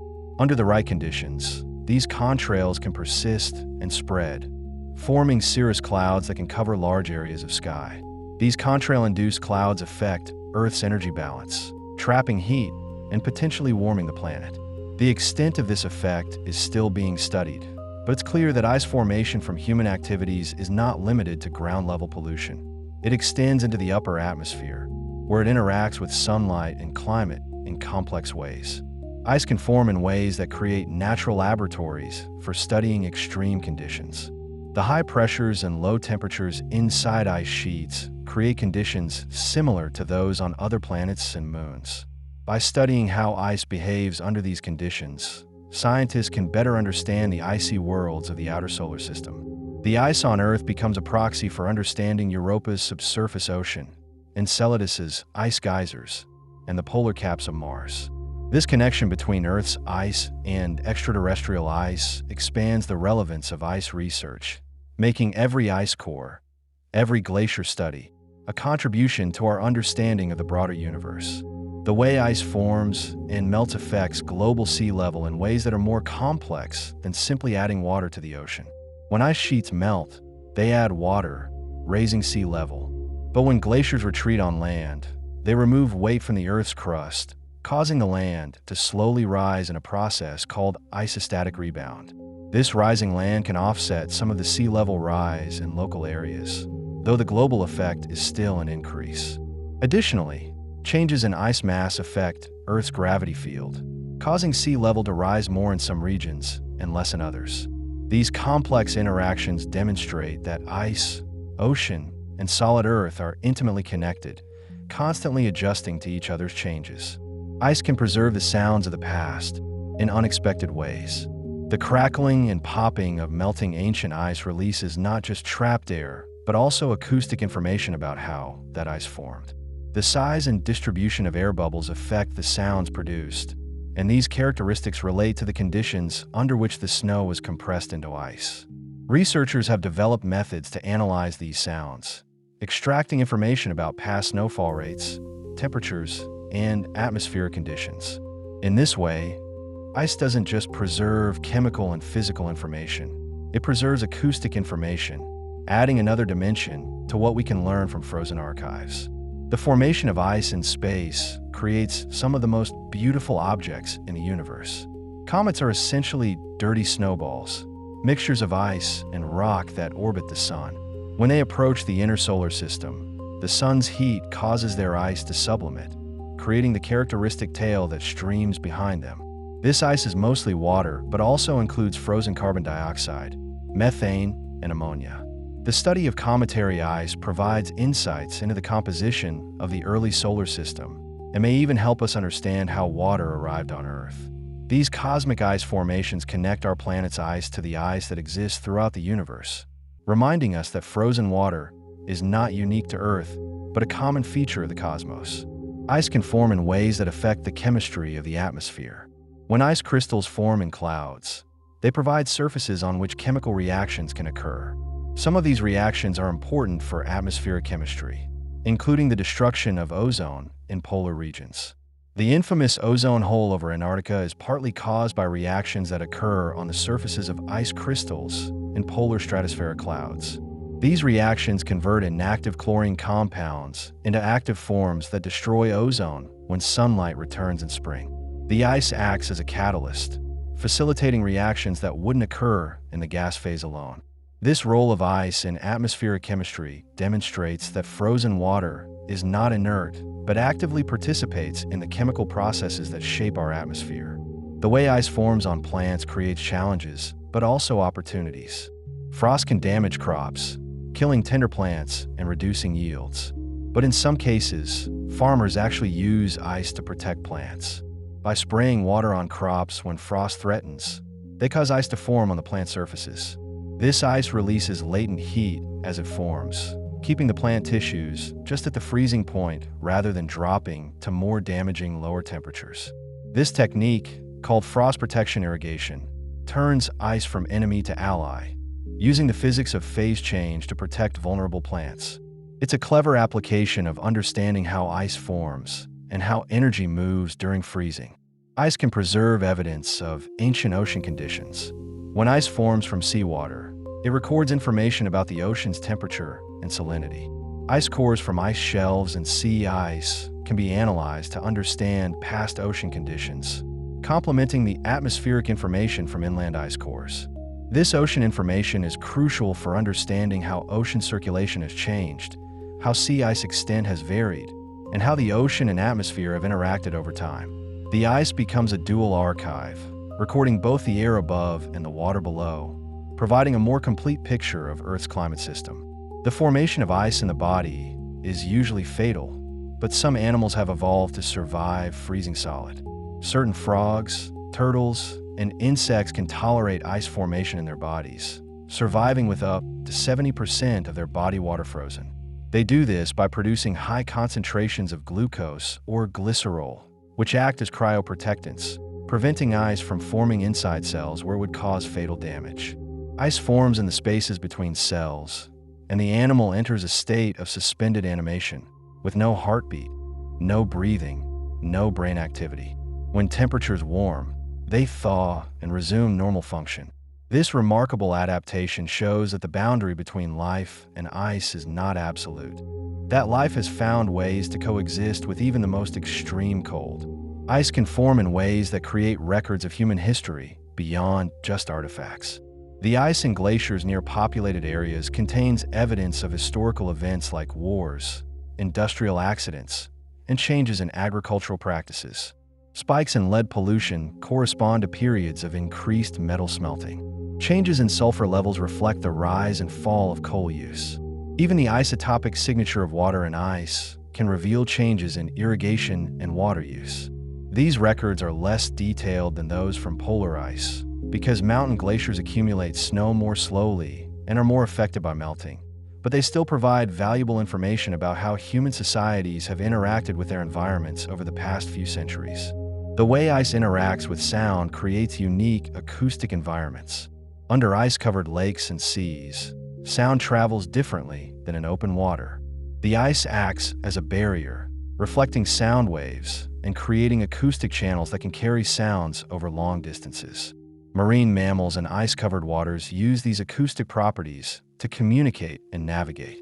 The sounds of ice itself, cracking, groaning, and shifting, add to the underwater soundscape. For humans, being under ice creates a sense of being in a cathedral, with sounds echoing and reverberating in unexpected ways. This acoustic dimension of ice is less studied than its visual or thermal properties, but it's an important part of how ice shapes environments and experiences. Ice can form in the atmosphere in ways that seed the formation of more ice. Ice crystals falling from high clouds can enter lower clouds and trigger freezing in supercooled water droplets, causing the lower cloud to glaciate, to transform from liquid droplets to ice crystals. This process, called cedar-feeder mechanism, can enhance precipitation and change cloud properties. It's one of the many ways that ice formation in one part of the atmosphere can affect conditions elsewhere, demonstrating the interconnected nature of atmospheric processes. Understanding these cascading effects is important for predicting weather and understanding climate, as small changes in ice formation can have larger downstream consequences. The study of ice has revealed that ancient ice can be much older than previously thought. In some parts of Antarctica, ice at the surface is over 1 million years old, preserved in areas where snow accumulation is extremely slow and where ice doesn't flow away. This ancient ice, called blue ice because of its color and the way it forms, provides glimpses into climates from periods we can't access through normal ice cores. Finding and studying this ancient ice is a major goal of current research, as it could extend our direct record of Earth's atmosphere back through several ice age cycles, providing crucial context for understanding current climate change. Ice can form in ways that create natural clocks on very short timescales. The daily cycle of freezing and thawing in some environments creates thin layers in ice that can be counted like tree rings, providing records of daily temperature variations. These daily layers are much thinner than annual layers and require careful analysis to identify, but they offer extraordinarily detailed records of weather conditions. In some cases, scientists can reconstruct individual storms or weather events from thousands of years ago by analyzing these fine-scale layers. This level of detail transforms ice from a record of climate, which operates on long timescales, to a record of weather, which operates on short timescales, bridging these two perspectives on Earth's atmospheric behavior. The way ice forms on the ocean surface affects the exchange of gases between ocean and atmosphere. Open water allows gases like carbon dioxide and oxygen to move freely between air and sea, but ice-covered water restricts this exchange. However, sea ice is not completely impermeable. It contains channels and pockets where gas exchange can still occur, though at reduced rates. The formation and melting of sea ice thus affects the ocean's ability to absorb carbon dioxide from the atmosphere, influencing the global carbon cycle. As sea ice extent changes, so does this gas exchange, creating another feedback loop in the climate system. Ice is not just a passive layer on the ocean. It actively regulates the chemical communication between air and water. Ice can preserve evidence of past insect populations. Pollen trapped in ice can reveal what plants were present, but insect parts and even intact insects have also been found in ice cores. These remains provide information about past ecosystems, climate conditions, and how insect populations have changed over time. Some insects are sensitive indicators of temperature and moisture, so their presence or absence can tell us about past conditions. The preservation of these tiny creatures in ice adds a biological dimension to climate records, connecting atmospheric chemistry with the living world in tangible, visible ways. The formation of ice in the deep ocean, though rare, does occur under specific conditions. In some Antarctic coastal areas, extremely cold, dense water sinks to the ocean floor, and if conditions are right, ice can form at depth. This deep ocean ice is different from sea ice, forming under high pressure and often in the presence of supercooled water.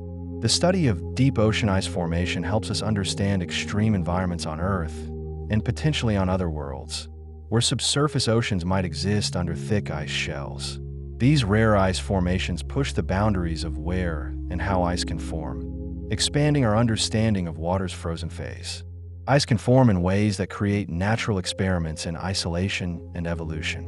When ice sheets advance, they can separate populations of organisms, isolating them in refugia where they evolve independently.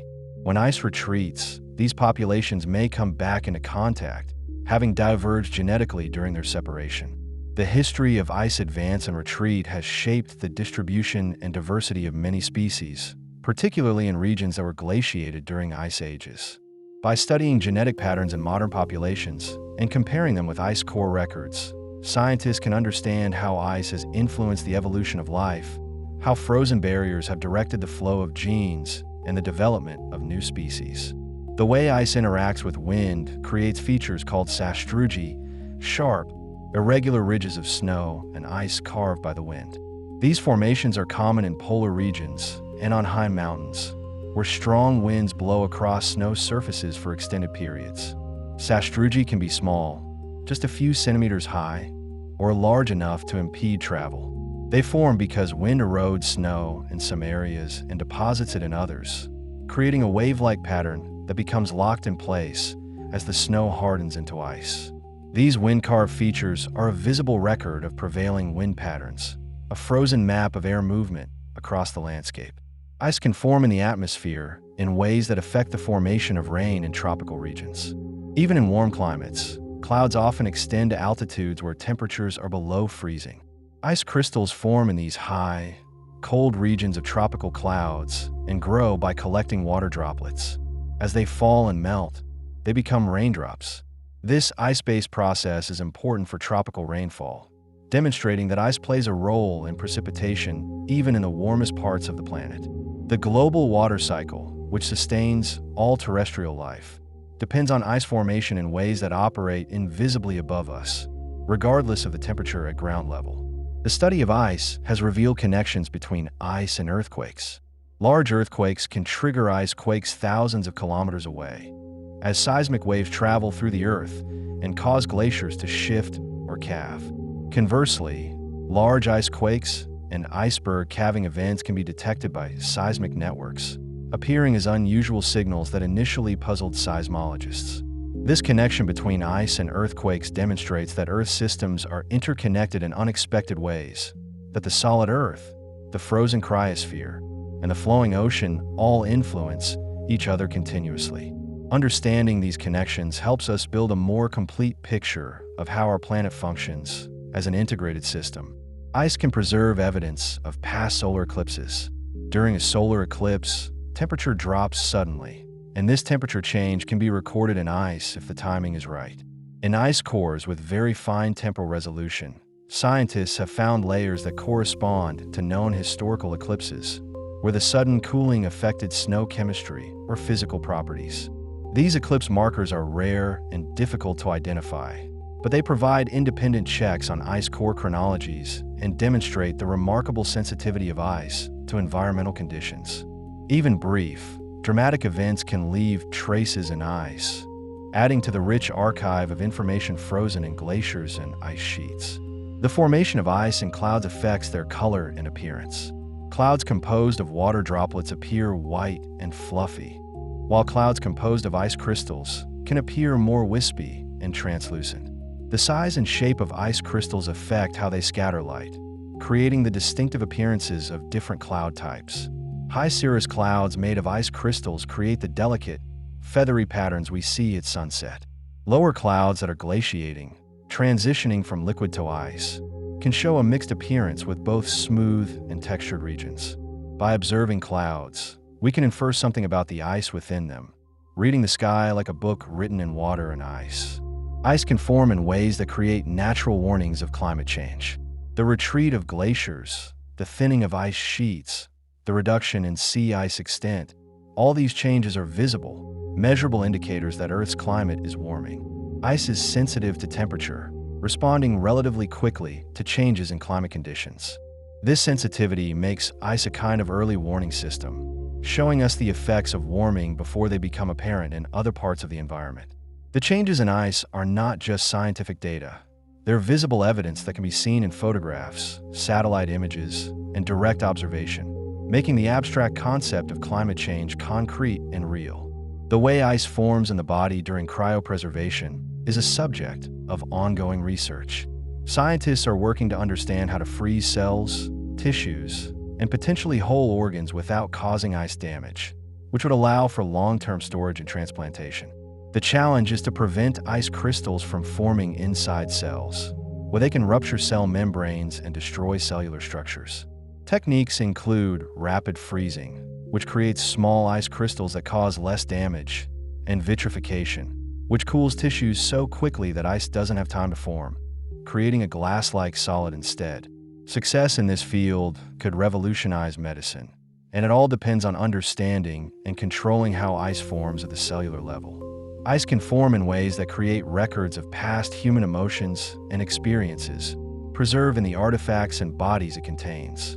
The ice that preserved Otzi also preserved evidence of his final days, including signs of injury and stress.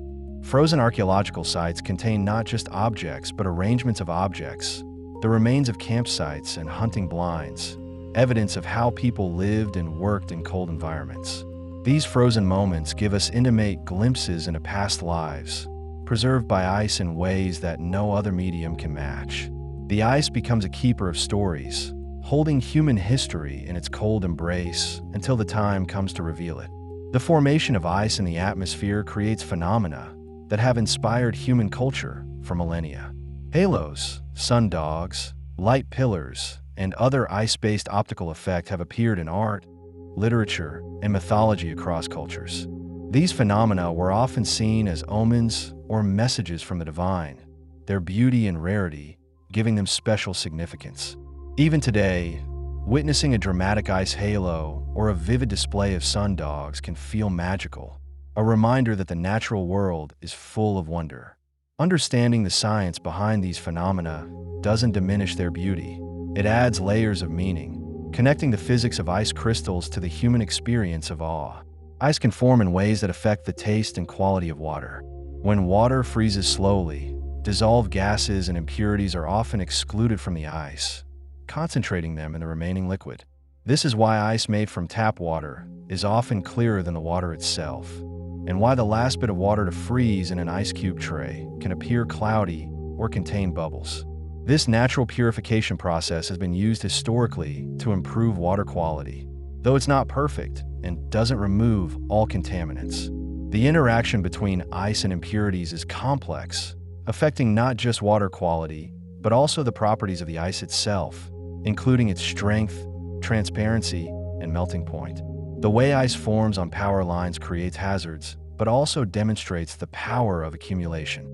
Freezing rain can coat power lines with thick layers of ice, adding weight that can cause lines to snap or towers to collapse. The ice builds up gradually, each droplet freezing on contact, until the accumulated weight becomes too much. This process, called ice loading, is a major concern for power companies in regions with freezing rain.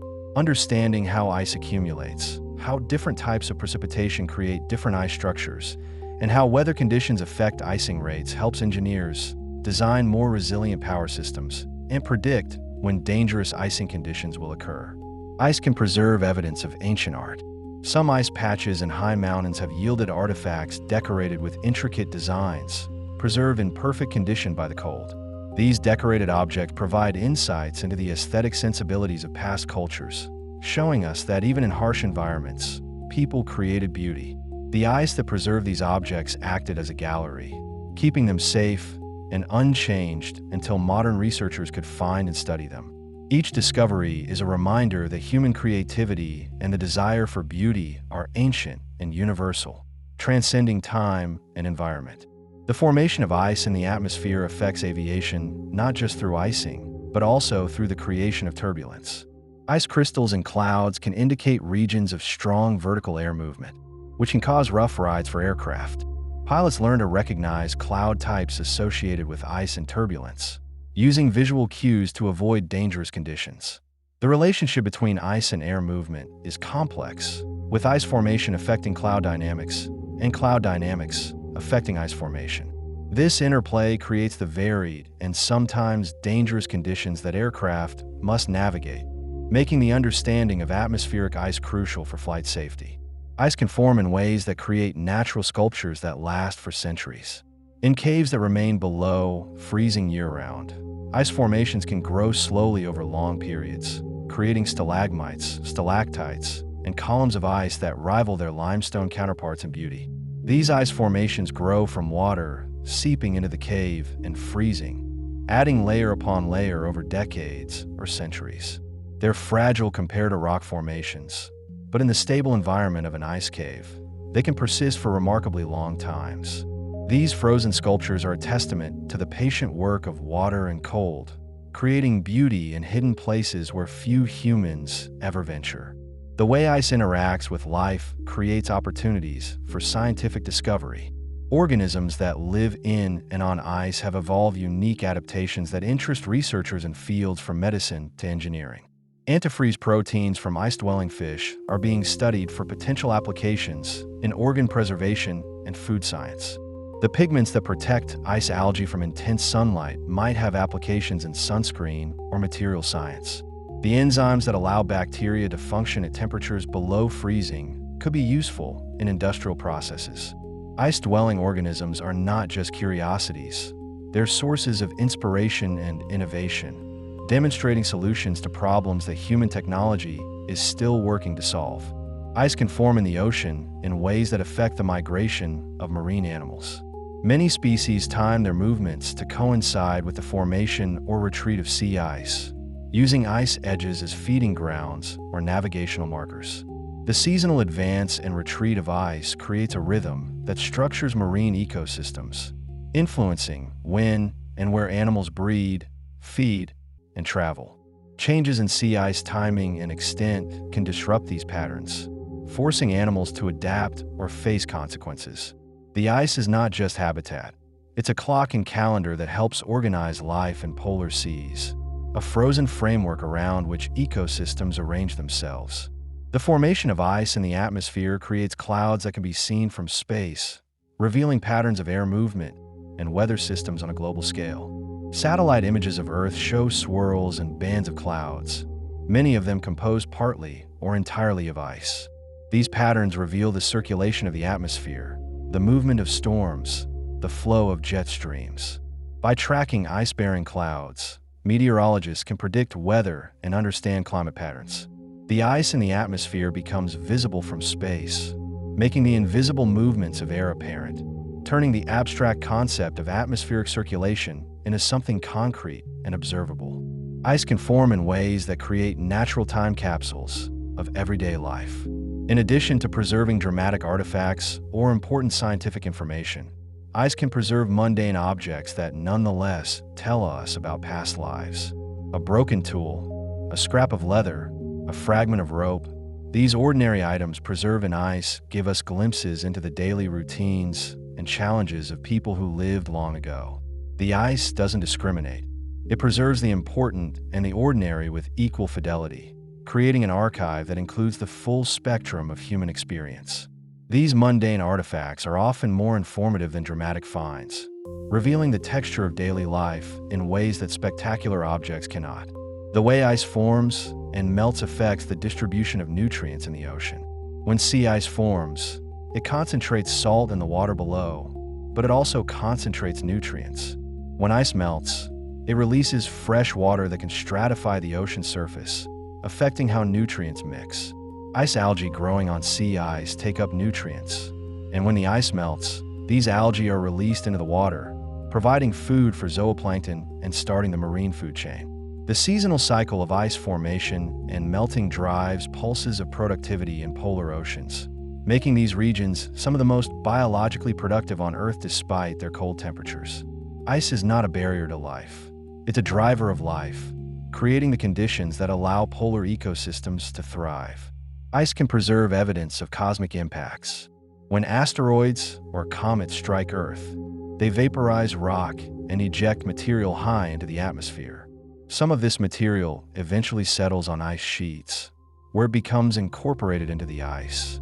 By analyzing ice cores for unusual elements and isotopes, scientists can identify layers that correspond to known impact events and potentially discover evidence of impacts that weren't previously known. These cosmic markers in ice connect Earth's surface to the solar system's violent history, reminding us that our planet exists in a dynamic cosmic environment where impacts, though rare, are part of the ongoing story.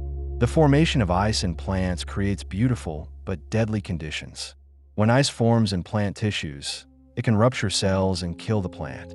But before death, the ice creates structures that can be strikingly beautiful, with ice crystals growing within and between cells, creating patterns visible under a microscope. These patterns reveal the architecture of plant tissues, highlighting cell walls and vascular structures.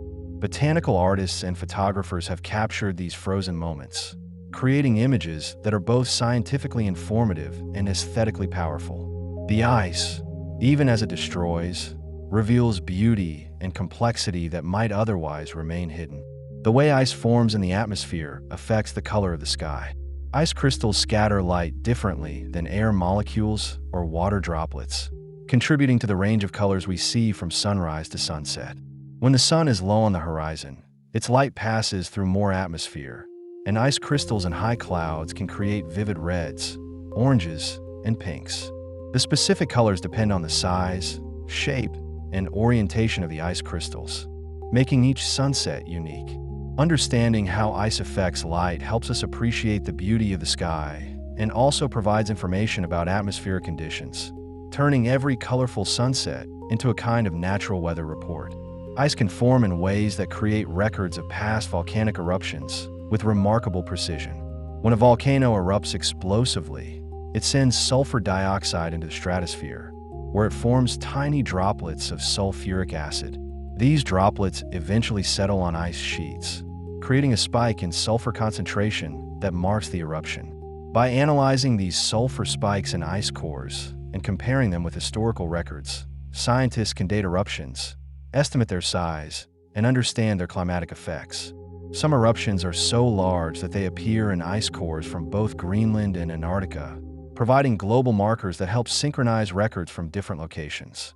The ice becomes a chronicle of Earth's volcanic activity, preserving evidence of explosions that shook the world. The formation of ice in the body's extremities, frostbite, is a medical condition that demonstrates ice's destructive potential. When tissues freeze, ice crystals form in and between cells, causing damage that can be permanent.